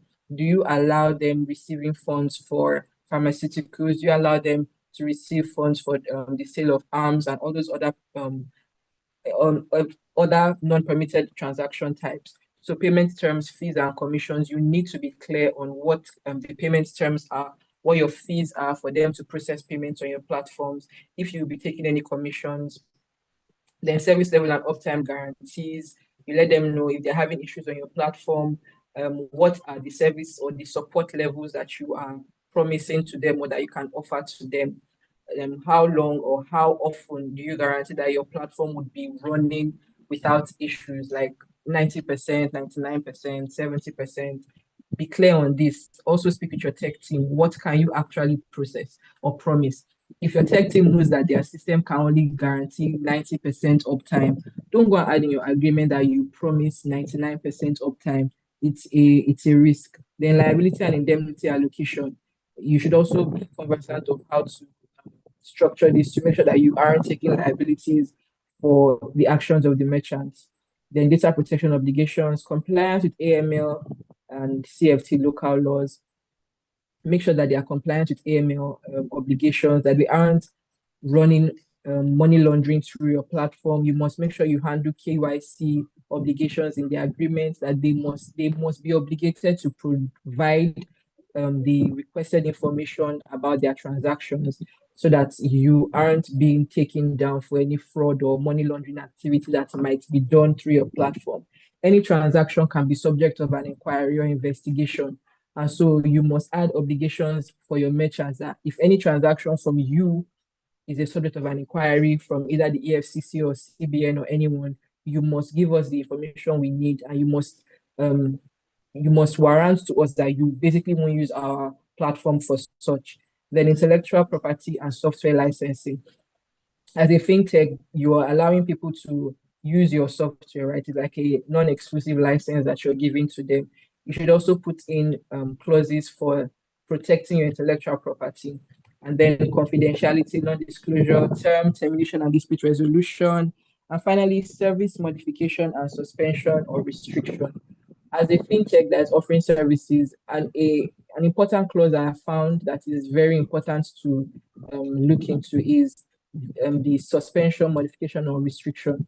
You need to allow your fintech to have the discretion to, whenever it is necessary, either you found out that, oh, this transaction is most likely fraudulent or this merchant is fraudulent, you must include the discretion that the fintech can, without any recourse to the merchant, suspend services, restrict access to certain services, or modify the services. You should be able to leave certain discretions so that your own fintech is not being open to any risks. And yeah, I think this is the end of my presentation. I just tried to give some insight into how to think about fintech transactions and contracts as a fintech lawyer, how to build your skills or things you should put when you are handling such. And at this point, if there are any questions, I'd be happy to take them.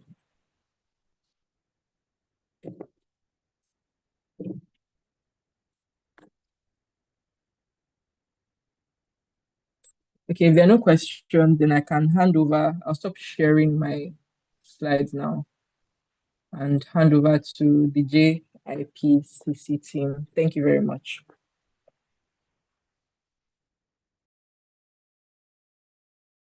All right, thank you very much, Mas. So sorry. So sorry, my network logged me out. Thank you so much for the very, very detailed breakdown and the discourse in today's class. So please, we'll quickly want to run through presentations from the mentees. We have two groups, group one and group two. Please, let's get straight to presentation as soon as we can. Right, let's do that 10 minutes max.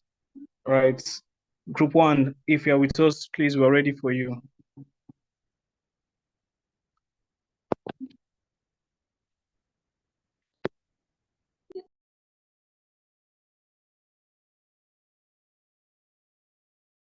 Good afternoon, everyone. Yes, good afternoon. Please, who is Can you who's hear speaking? me? This is John Praise from Group One. Yes, please, we can hear you. Okay, thank you, sir. So I'll start with our presentation, and our topic is on. So I'm just going to share my slides. Okay, I can do that, but just give me a minute. But you can go ahead with just introducing the topic and Okay, our topic is on everything. fintech contracts and transactions. So I'm so sorry that there is background noise. Rain is kind of falling in the air. So our topic is fintech contracts and transaction. So under it, we're talking about blockchain and smart contracts in fintech, then the regulatory framework for fintech transaction. So blockchain is a digital system used to keep records safely. It is shared across many computers, so no single person is in control. Okay, so blockchain record transaction and keep track of things of value using a database. And what's a database? It's a place where information is stored and organized. So this database is spread across many computers, and these computers are called nodes. And nodes are different computers that store and share the same blockchain information. So information is stored in parts that are called blocks. Yeah, these are the information are stored. And each block is linked to the one before it, and it then forms a chain. So this is now what we call blockchain. So each block has a special code called a Log me hash. out. That's Let me replay your slide, sorry.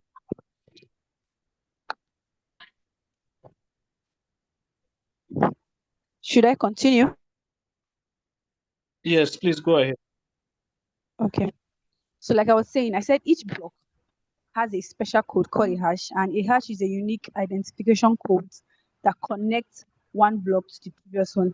And this makes it very hard to change any information. So blockchain is okay. So once information is added, it cannot be changed or deleted. So this makes blockchain secure and trustworthy. So blockchain started with Bitcoin, and it was created by Satoshi Nakamoto to allow people to send money without using a bank. So later, platforms like Ethereum introduced smart contracts, and smart contracts are automatic digital agreements that carry out actions when conditions are met. So we're going to be looking at blockchain technology and smart contracts in fintech. Like I said, smart contracts are digital agreements stored on a blockchain. They work by automatically carrying out actions when the agreed conditions are met. A smart contract is a set of instruction service, sorry, written in code that runs a contract automatically. The term of the agreement are stored in a computer system, and once the conditions are fulfilled, the contract executes itself without any human involvement. So by virtue of this smart contract, it removes the need for a third party or central authority because the system enforces the agreement automatically. So smart contract was first introduced by Zig Zambo in 1994, and the idea became practical with blockchain system. In fintech, smart contracts are important because they make transaction faster, they make transaction automatic and more reliable. They also reduce delay and reduce the need for manual processing. So how smart contracts has transformed blockchain? Block automate operational processes. And operational processes are the step that's needed for the business to function. That's the step, the activities they do. Then smart contracts are computer programs that automatically execute actions when the agreed conditions are met. These algorithms are triggered. These algorithms are triggered, meaning that activated when specific conditions are met. Okay, so this as a result of this smart contracts, they remove intermediaries, that's like middlemen, and they improve efficiency, meaning faster and better use of time and resources. They are written on scripts and instructions that I'm so sorry. They are written on script and containing functions and instructions that automate actions between the two parties. So they are written on a script that um that contains the functions and instructions that automate actions between two parties. Smart contracts change blockchain from only a digital ledger, that's an electronic record system, into a system that can now execute actions automatically through self-executing code. They also enable secure transaction between anonymous parties, that's between people who identities are not known, without the need for a central authority like a bank or government. Then what are the regulatory before I go to the regulatory framework, there is now the decentralized, that's the revolution of blockchain. We have the decentralized finance. So decentralized finance, also short form of DeFi, is the integration.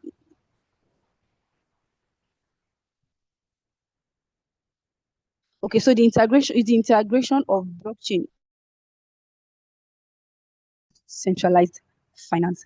So the introduction of blockchain into fintech has moved it from a centralized system that depends on several intermediaries to a transparent, decentralized system that operates on an automated system. So that's just the essence of decentralized finance. Now, what are some of the regulatory frameworks surrounding blockchain?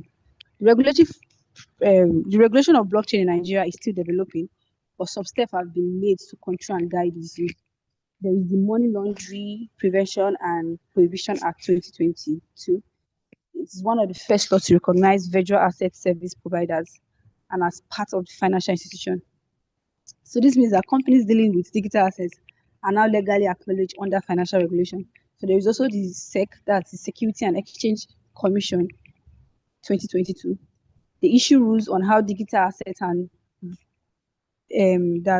virtual assets service providers should be issued, offered, and stored. Then Nigeria has also developed policies for blockchain regulation, and one key policy is the National Blockchain Policy for Nigeria. This policy provides a framework for adopting and using blockchain technology in the financial sector. Then we have some of the challenges of blockchain in Nigeria. There is low participation. It's not a lot of persons that are involved in it. Many people and institutions are not yet using or adopting blockchain technology widely. There is also um, illegal activities risk. Blockchain allows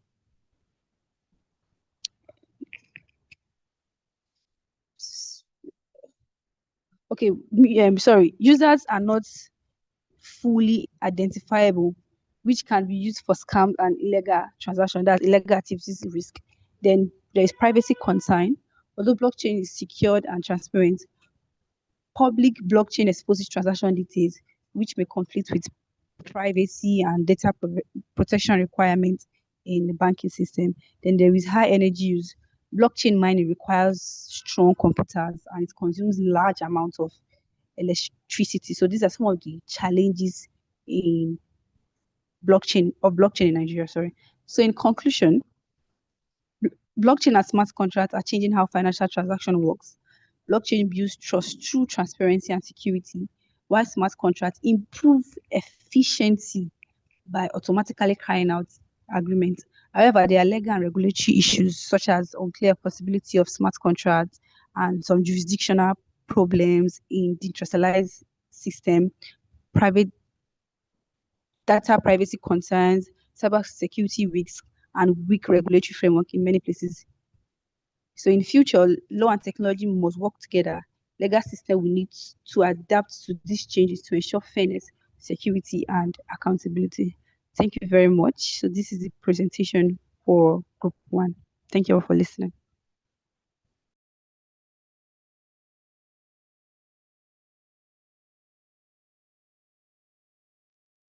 Okay. Hi, I have a question.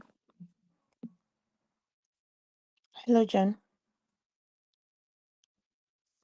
Yes, ma, I'm here. All right.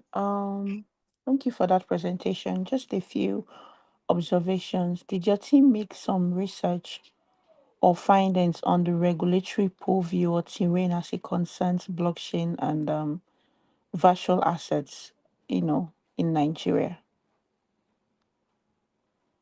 Mm, Like, yes, ma. okay, and what is the outcome of the research in that bit? Okay, ma, can you come again with the question? So my question is, based on what you recall that based on the presentation by Miss Chinoye where she spoke around, I mean, for you to be able to, I mean, all of us here assume that we are all lawyers, right? Or, hoping to be. And one of the key things that you look out for when you're drafting a contract or you're advising or you're structuring a deal in the fintech ecosystem, which in this concern is the blockchain that you just presented, you need to look at the regulatory purview or the regulatory terrain of frameworks as it's applicable to that contract. So I'm saying that your presentation, I did not see or hear anything as it concerns the regulatory frameworks applicable to it. So I'm asking the question that did your team research on that, or is there any one member of your team that can speak to that? Oh yes, we did a research on it, and I stated some earlier in my Which is presentation. Okay, which I made is mention of the Money Laundering Prevention and Prohibition Act. and that's not what those are generic. I'm speaking to the operational bit of the blockchain cryptocurrency. The general team name of it is virtual assets. They call it virtual assets service providers, VASPs.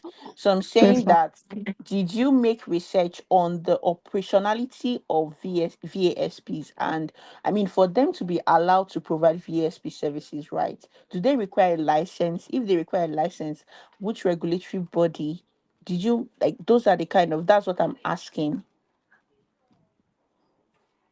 Oh no, Or if ma, you don't have the answer, if there's any member of your team that can speak to it, quite well and good.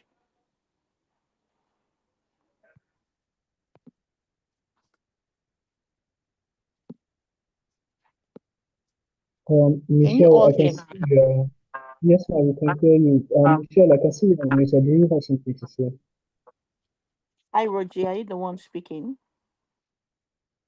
Uh, it's Dennis that's speaking. Okay, go ahead, please. Okay, so no, I'm just trying to reference back to the team to see if anyone has an answer to your question. Okay.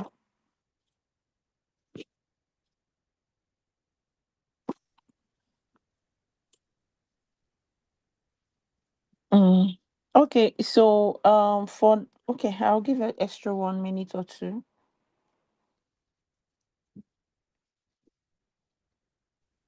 Sorry, ma, please, can we have the question again? Mm. Dennis, do you want to help with that? All right, so I think if I got your question right, you mentioned how that there is a specific regulatory framework for blockchain. You called it, I think, value assets, right? So you are asking if the research of the group captured any particular, not just generic regulatory framework around the fintech, but just something very specific to blockchain itself. If there are any regulatory compliances that's specific to blockchain. All right.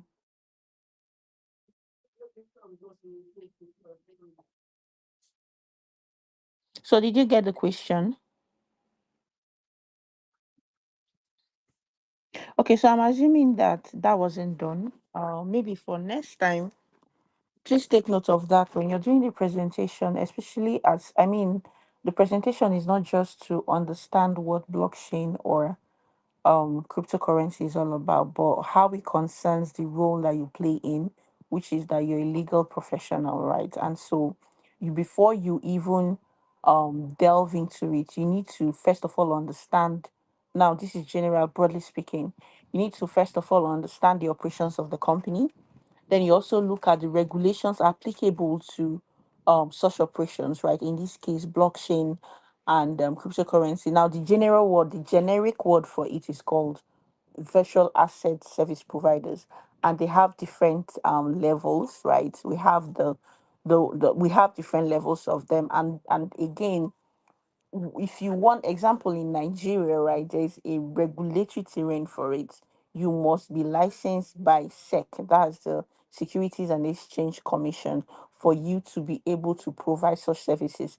Which means that, for example, if you're onboarding as a merchant on any platform, right, you that's one of the requirements. Any licensed entity or anybody that is onboarding a VSP today on their platform, whether as a bank or on a bank level relationship or on a merchant level relationship or switching and processing, whatever bit, in either case, you must be able to provide your license, right? And there, of course, there are requirements for that. Previously, they were still a sandbox on the SEC, right? But of course, things are changing. Then, previously as well, when it comes to again because we are not specific on the roles that each of you are playing different roles. You could be advising on the side of a VSP, or you could be advising on a bank side who wants to onboard a VSP, or you're advising a processor or switching who wishes to onboard if a VASP, right? And so some of the things that you look out for in your contract is, first of all, if you're advising as example as a let me use PSPs, that's payment service providers now, you must be able to look out for there's a CBN regulation on VASP which states the requirements and the scope in which you can onboard. Example, for today, CBN only allows switching for the PSP bit of it, only switching and processing companies and the banks that can deal with VASPs, and to the extent of the permissible activities of their license. And so if you're engaging a VSP, right, you cannot reflect in your contract what is not permissible in your activities within that scope. Else, you are exposing the company to sanctions, right? And so that's why I asked the question that you must be um knowledgeable, right? Not just knowledgeable, but practicalizing what the regulatory terrain for each of the scope of relationship or partnership prospects that you have, right? And then you can then all talk about the other things that you mentioned in your presentation, the AML side of things, transaction monitoring and all of that. Yes, that's important, but the most important, without the license being achieved or your permissible activities being catered for, all of those things will not come in place, because that is primarily the reason why you're able to enter into partnership with a VASP, or you're able to, as a VSP, provide those services. I hope that helps. Thank you. Thank you, ma. Thank you so much. Thank you so much, Mrs. Gloria, for bringing that to light and helping clear some air on that. I want to apologize. My network has been quite horrible. It has been logging me in and out of the call the call, so I've not really been able to be as stable as I ought to be. Okay, I think we have Ms. Chinonye. Please now, would you want to give any feedback to the presentation? Hi again. So I think Mrs. Gloria has really given the feedback that I had, which my concern was just looking at or listening to the presentation. It was kind of difficult to place the place of the fintech lawyer in the presentation. So it almost felt like someone was talking to us about blockchain transactions, but it didn't really connect to the role of a fintech lawyer, which Mrs. Gloria has Exactly. explained. Yeah, you need to be you in every transaction, your concern is the legality and the legal aspect, the transaction of it, bringing it home to your role, home to what activity you're doing, what value you're giving the company as their legal counsel. So you should be able to not just understand the technicalities of blockchain, nodes, and all those things, but how does it apply to this transaction? How can we make this partnership we are having with them, this contract we want to enter into them with them, how do we make it legal? So your role then would be the license aspect, the requirements from them, the obligations to them and from them, and how to do it. And the research she was talking about, if you had done the research about the regime now, it would have helped you understand that better. So you'll be able to understand what the current regime in Nigeria states, right? So who is the regulator? What is the license they have to get as a company? What do they need to show that they are licensed VASPs before we even go into the blockchain or digital contracts that I spoke about? But I think, and I don't know if this is another concern, but I would really like to see the questions that the mentees were given. I think it would also help us in evaluating them, because it seems like the questions are a bit different from the idea that we, the mentors, had while coming into this session. So if someone, and I mean, please, Dennis, advise on if this is allowed or acceptable.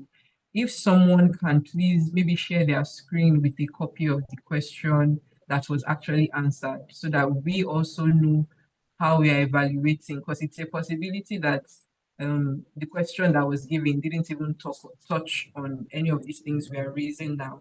So we can also properly evaluate. Can that be done?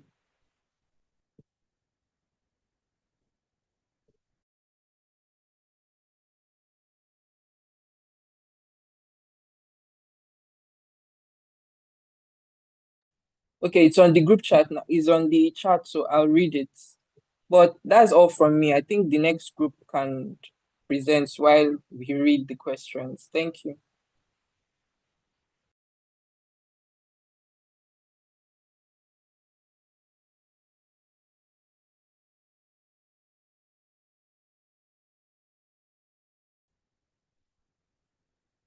Where are our group two members? So hold on a bit, please, before the group two comes in. Okay, so I've seen it, Chinoye, you're very correct. So based on how perhaps, right, this is a suggestion to the institute. It should be, the presentations seems more like from a, I won't say from a business side of things, but because the focus should be on the legality and on, you know, how does this work for a legal professional? How can this be better? How can they navigate? So if you're talking about, if the presentation is on blockchain, it shouldn't just be generic how it's stated there, right? It should be that how can they navigate the contracts? What are the clauses? It should be very specific, right? So that's my recommendation based on what was shared in the chat. Duly noted, Ma. I will take that into consideration, especially going into the last class that they will be having. We'll try to give more structures to their presentation, especially as relates to legal side of things, so that they can have a presentation that will be quite more tailored to the session. So please, do we have a presenter for group two ready now? Let's quickly take a presentation, feedback, and then questions. Stanley, I can see you. You are here with us. Stanley, can you hear me? I can hear you, sir.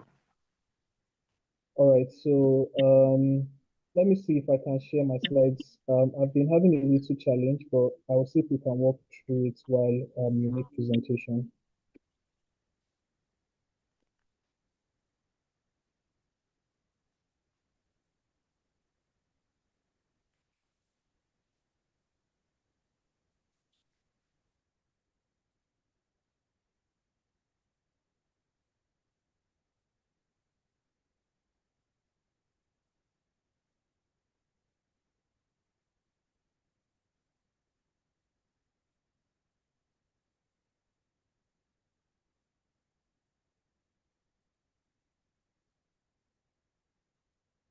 All right. So can you see my screen, Stanley?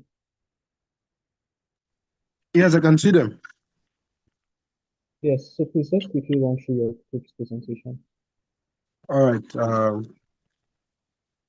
Good afternoon, ladies and gentlemen. I am by name Stanley Wishama Mahmuda, a member of Group 2 for the Fintech class. And today our presentation is on the topic for our presentation today, security and privacy in Fintech transactions. As we were as we all know, the Fintech space, is a technological advancement, and one very important thing is that once you're dealing with finances, okay, yeah, thank you. Security refers to the protection of assets and data from unauthorized access, breaches, and cyber attacks. So therefore, this basically just gives us an understanding that security and data privacy in the fintech space is very important to not to allow third parties to have access to users' information or data, or make sure that those spaces or those platforms where fintech transactions occur is protected from breaches from unidentified persons, to prevent fraud or hacks where financial misappropriations are committed. Privacy, on the other hand, refers to the right of the user. Yeah, like I earlier said, it's the right of the user and it's guaranteed that their personal information and financial records are safeguarded and in compliance with regulations such as general data protection regulation and other laws. Um, to proceed to our next, yes, security and privacy concerns associated with fintech transactions. Transactional security concerns are the active threats occur during the movement of money and data. Some of them are number one, API vulnerabilities. Fintechs only rely on APIs to connect to banks. So if any API is poorly secured, it acts as an unlocked backdoor for hackers to intercept data. So, like it has clearly stated here, once the APIs are vulnerable, it gives an open window for third parties to have access to transactions and fintech spaces. Social engineering and push. Even with great encryption, the human element is a risk as users may be tricked into giving up credentials via fake alerts. Just like this clearly tells us that even in the fintech space, there are times where you can get links or information from persons who may, in a way, have direct information that you're using or you're a user in a particular space. And thereafter, once you have fake alerts or if you have an issue with your site, and then once you give them your credentials, boom, they have access your your credentials, and then that leads to risk, serious risks, because they can tamper with your financial transactions. Identity spoofing, the use of synthetic identities combining fake and real data to open accounts unauthorized or authorized fraudulent. So, like we said, this is the risks associated with fintech now. Certain persons may not have then some of this in terms of using fintech spaces to commit fraud. We'd have situations where persons formulate fake IDs and fake identities just to use fintech space to perpetrate fraud. So these are some of the issues that we security issues that we have, because we have situations where person's accounts would be, maybe someone could be robbed, and then you see that they are using they maybe using a fintech platform to transfer money, like banks. We have situations where someone will hack maybe a Zenith bank account and then transfer money into an OP account, and then these are some of the issues that I have. And then to start tracing the identity of the particular individual, you come to discover that the user on that particular OP account may not even be a real person. The name, the identity, everything would have just been made up. And so these are some of the threats. Contractual risk, unfair terms of service. They may be hidden clauses in terms of fintech transactions, where you have, when just say before you open an account, they'll give you the terms. Do you agree? Most of the times, people don't even really take their time to really read all these agreements before they just sign up. So you have hidden clauses where you now come to discover that some of these fintech operators now start acting, going beyond the scope of what they're supposed to do. Like when the user just clicks I agree, when you have hidden, it's just like loan. Some of these platforms that give out loan, before you know, once you are defaulting or something, they start spamming your account because they have access to your credentials, start calling your contacts, and these are some of the issues when it comes to contractual risk. Smart contract, but in decentralizing fintech, code is law. Contracts execute automatically, and in any error in programming becomes a legal and financial reality. Any easy example is irreversible. There is no undo button, unlike traditional banking. So if a bug sends asset to the wrong address, the action is permanent. Exactly. These are, because some of these things are commands. There's no an undo button. So these are some of the risks. So sometimes maybe a transaction that you don't even want to carry out to happen. I think I'll use myself as an example. Something happened. I think there was something I subscribed for. So I was supposed to have, I wasn't really doing that thing again, and already this thing, but all of a sudden I was debited just because there was no, I don't know, my whether my bank didn't get the command or there was an error. So I was debited money and I'm still struggling to get that money back. So these are some of the issues when we have with smart contract bugs. Jurisdictional uncertainty. If a transaction fails between a user in one country and a platform in another, the court that has the power to settle it becomes a question. Exactly. When you have international companies with fintech platforms, issue of jurisdiction becomes a problem. And speaking from my background as a final year law student, you know that jurisdiction is, in simple terms or in very complex terms, or like the way I like to describe it is the blood that runs through the veins of the court. So jurisdiction is what empowered the courts to give out judgment in terms of dispute. And once you are in Nigeria and the platform you are using, for example, is a Swedish from Sweden now, you can't, even if you go to court in Nigeria and Nigerian court gives an order, that order may not be binding on, and vice versa. So these are some of the issues that we have when it comes to jurisdictional uncertainties. So Okay, please can we move before you slide? continue, hold on, please. This can you go please scroll to the previous slide. Okay. Question: Yeah. this particular slide, Hmm. who do you have in mind when your team prepared? Is it from a Maui? user protection perspective, from a company perspective, from a bank perspective? Like, I'm asking, what is the perspective you had in mind when this particular slide was prepared? Okay, well, from the user's perspective, Why? well, because well, in terms of security and privacy concerns, most of the times, users are mostly at the forefront of a lot of transactions. And as we had clearly identified, when some of these breaches, security errors occur, the users are always the parties that stand to have that they are always the party the user are always are the ones that are always having issues most of the times when it comes to situation of security and privacy.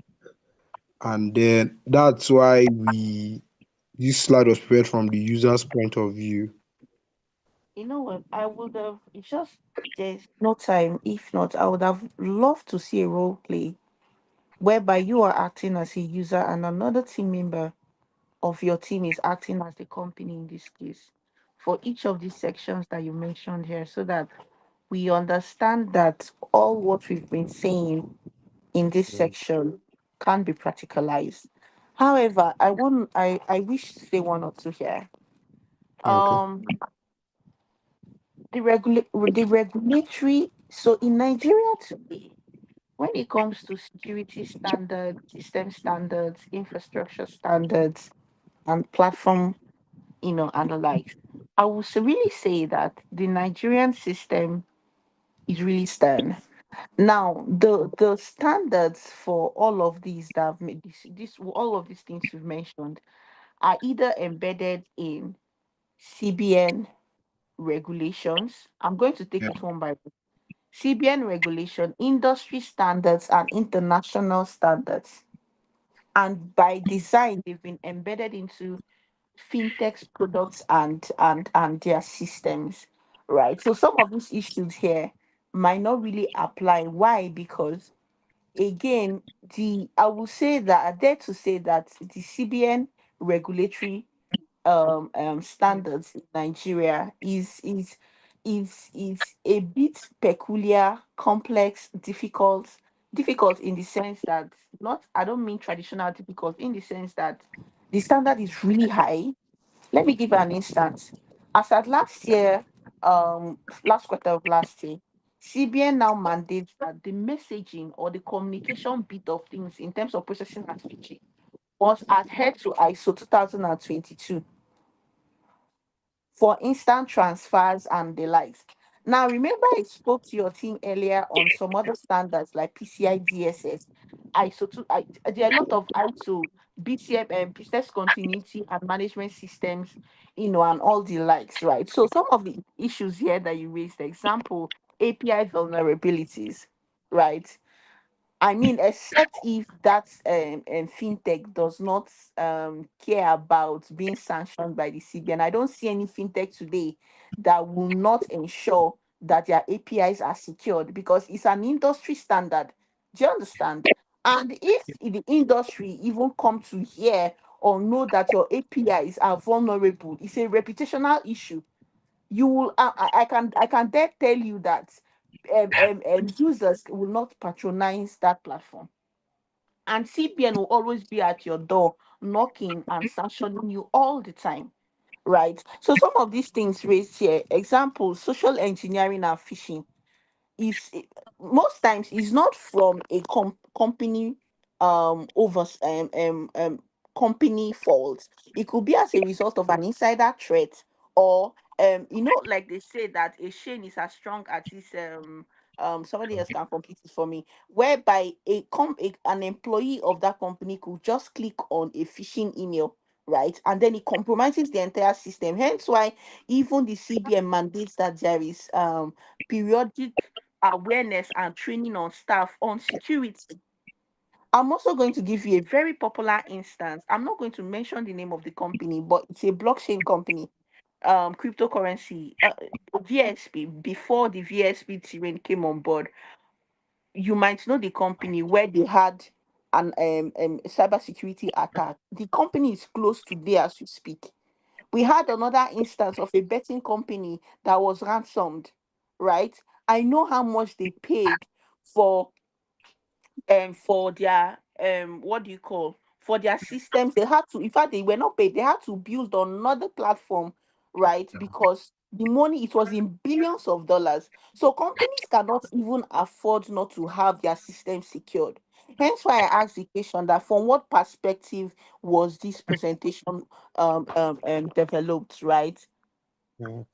Yes, ma'am. All right. I needed to state that while you continue the section. All right, thank you very much, ma'am. We've taken duly noted all the points that you have raised. Thank you very much. Yes, so on to the next slide. Privacy and securing fintech protection compliance. Number one, in protection security, encryptions and MFAs, shielding data and accounts from unauthorized access. Like we already said earlier, it is, and like one of our mentors has already said it here, that it's very important and part of the regulations as issued by CBN that fintech companies ensure that their platforms are shielded from having issues of having third parties come into the back end to have unauthorized access to this. So I won't be um, overflogging on this. Real-time monitoring using AI as artificial intelligence to detect and block fraudulent transactions instantly. It's very important that fintech using have real-time monitoring system to ensure to detect that when a user of their space is about to carry out a fraudulent transaction and immediately block and stop that fraudulent transaction from occurring when it does not meet up to the required standards and policies of that very company. Privacy and data integrity, minimization, collecting only what is necessary. Exactly. So now it's very important that this thing, and I'm very sure that most companies should already have this in place, this mechanism in place in terms of data integrity, collecting only but very few but necessary data to reduce the risk on attacks on users. So it's very important that fintech companies collect what is necessary and not collect completely everything, just very few, but what is necessary to reduce risks. And anonymization, use tokens as sensitive details and never fully exposed. So using tokens so sensitive with so sensitive details are never fully exposed. So once you have tokens or pins that are used to access some of these data on the site, once they are very sensitive and never fully exposed, then we'd have a, a, a good level of data integrity In compliance, in regulatory compliance, audit trails, automated logs to ensure transparency and legal accountability. So once transactions are carried out on these platforms, it's very important that we have automated logs to ensure that in terms of tracking or in terms of keeping proper records of transactions, that money that comes in and out of that particular, for example, is an account, is done. And I think most not even I'm very sure I'm very certain on this that most fintech platforms have this in terms of most of especially all these online um, banks do have a well detailed audit trail, so it's very easy to track this thing. So I believe that we all know this standardization, adhering to global framework in terms of PCI, DSS, and NDPR. So it's very important that in terms of regulation that most companies should also adhere to global standards in terms of regulations. And like our mentor, one of our mentors had already stated in the first slide, she already said it that fintech companies, fintech organizations in Nigeria, due to the framework as issued by the CBM, the standards are very high. So most fintech companies now are of global standards in terms of framework. Trust in fintech is built on robust technical shield, transparent data handling, and strict adherence to legal standards. Like I've already earlier stated, most fintechs now are already. So now I'm going to fintech transaction scalability and efficiency. Hold on. Sorry, I want to take it one step at a time so that Okay, okay, yeah. my apologies. Please do the other slide. Yeah, okay, yes. I'm happy you brought up this transaction real-time monitoring using AI to detect and block fraudulent transactions instantly. This is no longer a recommendation nor just a topic, a normal topic. It's now an industry regulatory standard. Now I'll refer everyone. The CBN the guideline came on board late March. That is the last week of March, right? It's on automation of anti-money laundering and all the entire suite as it concerns transaction monitoring, compliance, fraud, anti-money laundering, etc. And it must not necessarily be AI, but you must have system, real-time monitoring system that instantly notifies and reduces any form of false positives, right? False positive alerts, and are able to also not just notify the customer or the company of such, but being able to on real time also file same with the regulators, right? So I'm happy this was brought up. Then there are also other observations as well. NDPR is no longer NDPR; it's been replaced, right? We now have NDPA, the Nigerian Data Protection Act, which came on board in 2023. We then have the guide, that's the just like NDPR um um when the NDPR has also been replaced. It's now guide. You can just check it online and maybe read through it. A lot of other obligations have been replaced, right? So it's no longer NDPR. That's like a point of correction. And it's not an international standard, of course, but it was the NDPR actually reflects the GDPR, which is the EU standards for data protection, right? Then what else did I notice? Okay, I think that's all for me. Thank you. All right, well, thank you very much, most guided. Please, can we go to the next slide? All right, fintech transaction scalability and efficiency. Scalability, it means a system's capacity to handle a growing volume of transactions without a drop in performance or a need for a total redesign. So basically, it's very important for fintech platforms to ensure that they have a system that has the capacity to handle growing volumes of transactions in a day, because when you have platform where you have million or million users around the globe. So from time to time, from every hour, every second of the day, the various transactions are carried out, be it on payment platforms, online banks, um, merchants and platforms and the likes. So it's very important that they have plot so that once these growing volume of transactions are carried out, they will just be carried out seamlessly without dropping standards or have needing or a need for them to have a total redesign of that particular payment platform. Number two, efficiency. This refers to how quickly and cheaply transaction is completed using the fewest possible resources, includes cost estimation and edging. So as the snap of your finger, it's very important that fintech organizations are able to make sure that transaction is carried out seamlessly without much stress or without much requirement. Just so you have situations where now just to authenticate your transaction, you just need to maybe your fingerprint or something, facial recognition. So it's very important that fintech companies ensure that which a lot of transactions will be seamless. So I don't think will not be, while scalability ensures that the system doesn't crash as it gets bigger, efficiency ensures that every single transaction remain fast and affordable.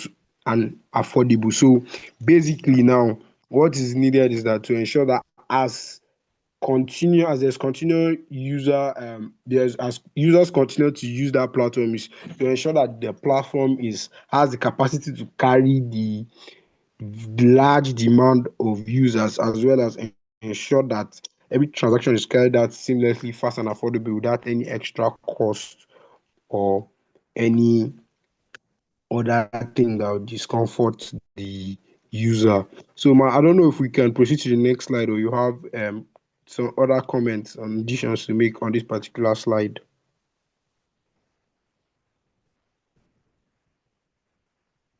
Okay, we're going to the next slide. Strategies for improving efficiency and scalability of fintech transaction and contracts. Number one, distributed infrastructure and blockchain. Efficiency enables peer-to-peer transactions, removing expensive intermediaries and reducing settlement time from days to seconds. So these are strategies in improving efficiency in terms and blockchain is to ensure that once peer-to-peer transfers, removing to make sure the charges in this thing in these transfers wouldn't be very expensive, as well as settlement time when we have these issues or discrepancies should be reduced from seconds to days. So in efficiently carrying out transactions, it's very important that fintech companies have mechanisms to sort out issues, make sure that transfers and costs are not really expensive. And when settling, having issues of settlement should be happening as soon as possible rather than where you have period where they're trying to settle particular dispute or discrepancy that's taking like 13 or 20 working days from the day of the issue. Scalability, distribute data across a global network of nodes, ensuring the system remains functional even as transaction volume spikes.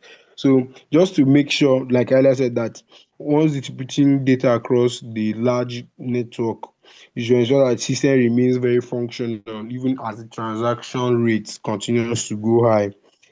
Cloud native architecture. Number two, efficiency.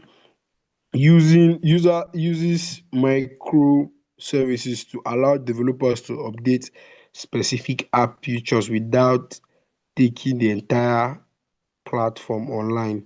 So once we have a cloud native architecture, once the site is created in such a way that on specific times we don't really need to be online. This is due to maybe network issues, and so that certain specific features of that particular platform can be carried out seamlessly offline rather than always being online. So these are some of the ways of employer, and I believe that not that I believe, I know that a good number of these things have some of these already in place. Scalability, employ auto and scalability, employ auto scaling to automatically increase user capacity instead of peak traffic.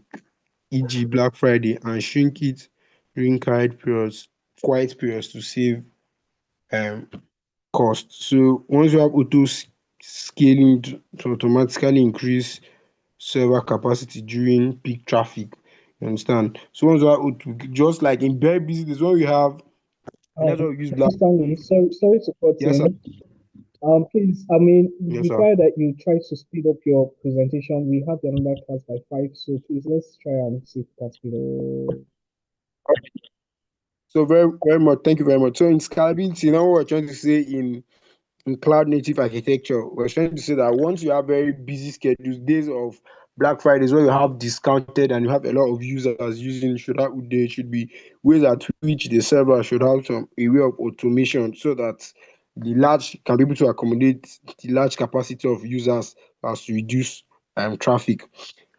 Artificial intelligence. Artificial intelligence automates high volume tasks across credit scoring and fraud detecting. So you have system in place that would help once we have high users to able to detect those that have bad credit scores in terms of platforms that give out loans, as well as fraud, those that have fraudulent tendencies. Scalability driven chatbots and risk engines can help handle millions of customers' query and security checks at once.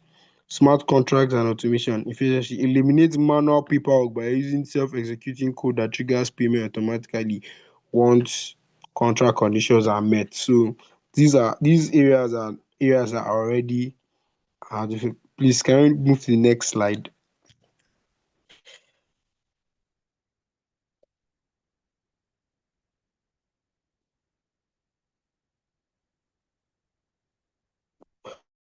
Advanced in payment processing technologies, transaction settlement mechanisms, and contract automation. Number one, payment processing advancement. Contactless payments such as fingerprint and faster. So some of the advancements we could see in these transactions is that rather than just typing maybe your pin or something, very swiftly we now have facial recognition and fingerprint. So it make transaction very fast and very seamless. It doesn't really take time. So these are the advancements in payment processing, which is very important. And with this kind of this thing, even if someone has the access to your device, they won't be able to carry out transactions because your fingerprint is your fingerprint is only attached to you as a person. Likewise, your face, your facial features. So it aids fast transaction settlement, moving from batch to processing. While transactions wait hours to clear, moving from batch processing where transactions wait hours to clear to instant individual sentiment. So most at times now, no, yeah, the whole essence here and ensuring that transfer of asset happens simultaneously with the payment.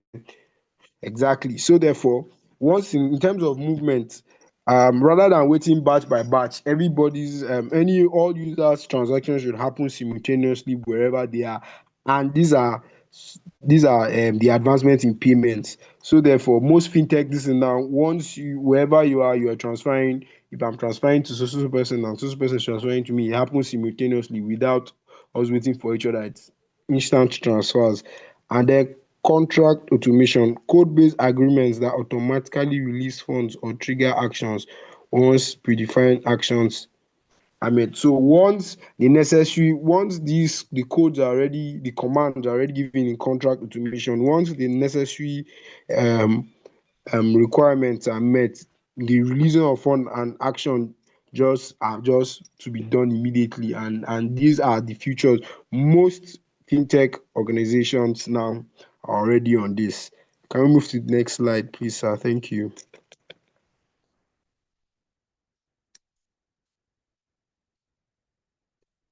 Tools for streamlining financial transaction and housing operational efficiency.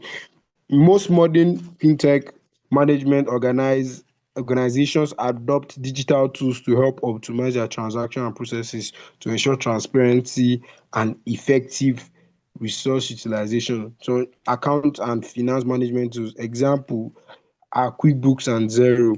The automated financial processes such as bookkeeping. But so basically now in terms of accounting, what this is trying to say is that now the tools are streamlined, there are certain things that are standards that are put in place to ensure that provide real-time accounting. So it's very easy once you're using apps like OPA, Money Point, and the likes. It's very easy for you to track your flow of cash, and it's a way of keeping proper records. Now, when we have a situation in Nigerian economy where everybody's to do tax returns, it's very easy for you to track your financial transactions and be able to account for them in line with best practices of accounting. Enterprise resource planning system. They integrate financial operations with other business functions like procurement, inventory, and human resources. So these systems also help you in terms of other sectors, in terms of financial operations, such as procurement, there's keeping invoice and workflow automotive tools. An example is Zapier, which helps to eliminate repetitive manual tasks by linking different applications and automating routine processes. The adoption of these tools lead to faster transaction processing, improved operational efficiency, reduced costs, and helps to enhance financial control, thereby positioning organizations for sustainable growth in a competitive business environment. So I can move to the next slide. All right. So in conclusion, I hope this group has been able to streamline and do the necessary in terms of security threats and concerns of fintech organizations. Thank you very much. All right, thank you very much, Stanley, for helping us run through your presentation. We've already gotten some comments from Ms. Gloria. Please, Ma, would you like to complete your comments? And Ms. Chinwe, do you have any other comments? For the mentees, please, we'll only be able to take one question, all right, in today's class. Please, if you have a question you would like to ask, and if you have other questions, you can still compile them. We'll do well to send them to the mentors, and then if they have responses, we'll send them back to you. So if they have responses, we'll send them back to you. But right now, we'll be taking the rest of the feedback from the mentors. So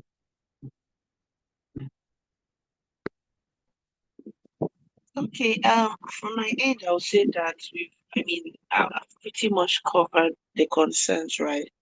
And I do hope that maybe next time, right, the presentations is more punchier as it relates to um what we're aiming for. But so far, so good. It's been an engaging.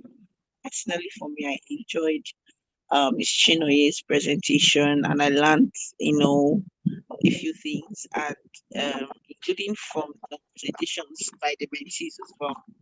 Right. Thank you. thank you very much, Ma. Ms. Chinwe, any other thing you would like to share with us?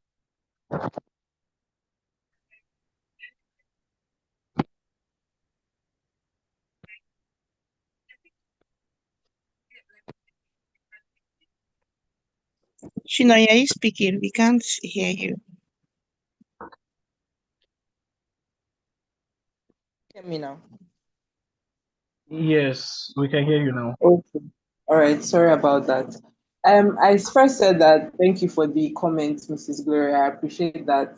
And my comments, my last feedback would really be that it has been a very engaging session, and it's obvious that the teams have put in a lot of effort into their presentation. I think I would just like to extend some grace to them and make a recommendation, because it felt like the questions themselves were a bit defective, and I think not they didn't relate to what we are trying to achieve, right? Because my understanding of a mentorship program is where we are able to give practical insights into what is actually going on, because I understand majority of you may still be in school, right?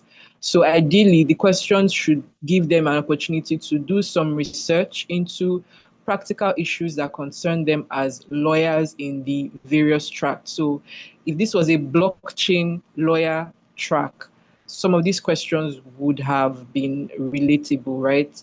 But as fintech, especially in Nigerian fintech industry, fintech is way more than just blockchain. So I would appreciate if maybe there is more collaboration between the mentors and the institute in setting the questions so that the sessions can be properly guided and they're able to receive more impact and value.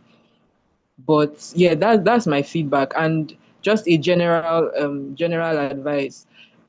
when to the mentees, right, when approaching questions like this, it's important for you to look at it from the correct point of view. So when Mrs. Gloria was asking, whose point of view are you giving this presentation on, and you're saying the user, we are not here as users or just individuals. We are here as lawyers, potential fintech lawyers.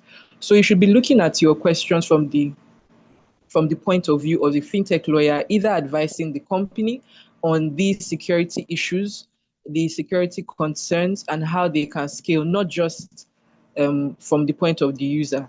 And then when you've given these recommendations, always look for how to tie it in to the legal aspect. So if you're saying that they should have better multi-factor authentication, if you're saying things like there should be implementation of data protection, either protection when the data is at rest or in transit, if you're saying that you're recommending things like encryption, bring it in as a lawyer. You can say that you should develop policies that make these things requirements and operationalize in the company.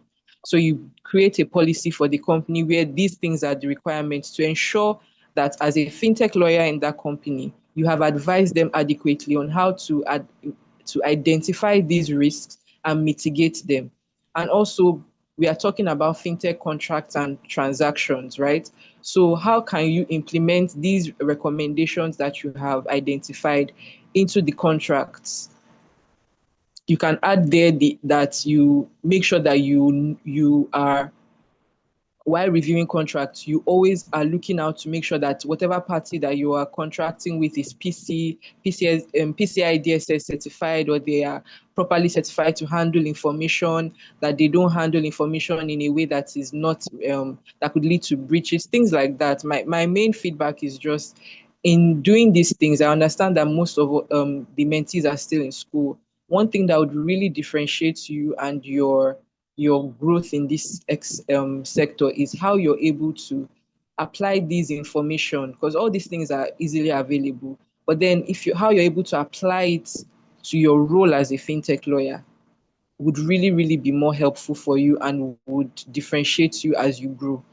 But all in all, I've really enjoyed myself, and I hope that if there are any other questions, even after this session, you can ask, you do further research. Some of the regulations that have been mentioned by Mrs. Gloria that have been highlighted, some of the things you might not have known about, please go back, research on them, look for how they are applied actually in fintech transactions, in fintech businesses, and they would be really helpful to you. Thank you. All right, thank you.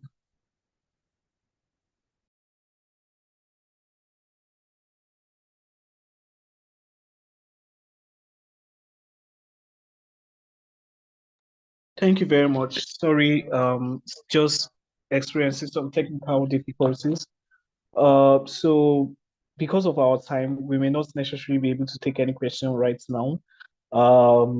Please, mentees, if you have questions, do well to send them to me. I would email them to the mentors so that they can have your questions. And like I said, if there are responses, then they would be forwarded back to you. So with that, I think we can say it's been a good time in class. If you can, let's see, we can quickly take pictures. All right, so mentees, can you kindly turn on your videos? Let's get to take pictures quickly.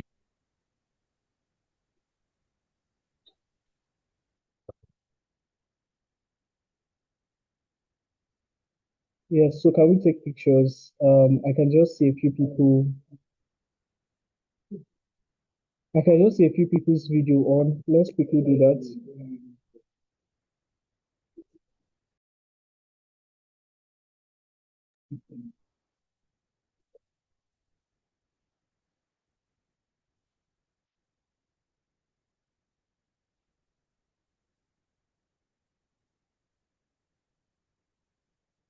Okay, so we are done. Thank you, everyone. Thank you. Thank you. Once again, a big thank you to our mentors, Miss Gloria, Mrs. Gloria, and Miss Chinyoye. We do hope that we get to engage with you further. I advise the mentees to please reach out to the mentors, connect with them, have questions, do further research, connect with your mentors, let them direct you beyond the sessions, gain insights, try as much as possible to research more, work on yourself. And we know that this platform is just giving you a ground basic level for you to eventually build upon and eventually grow in the sectors that you have chosen to practice. So with that, we come to the end of today's session. Thank you once again to Mrs. Gloria and Ms. Chinonye for the mentees. Don't forget to fill in your attendance, share what you have learned on your social media platform, tag your mentors, let them be aware that, let people be aware that you are learning from this structure and from this platform. And with that, we've come to the end of today's session. See you all next week, and bye bye.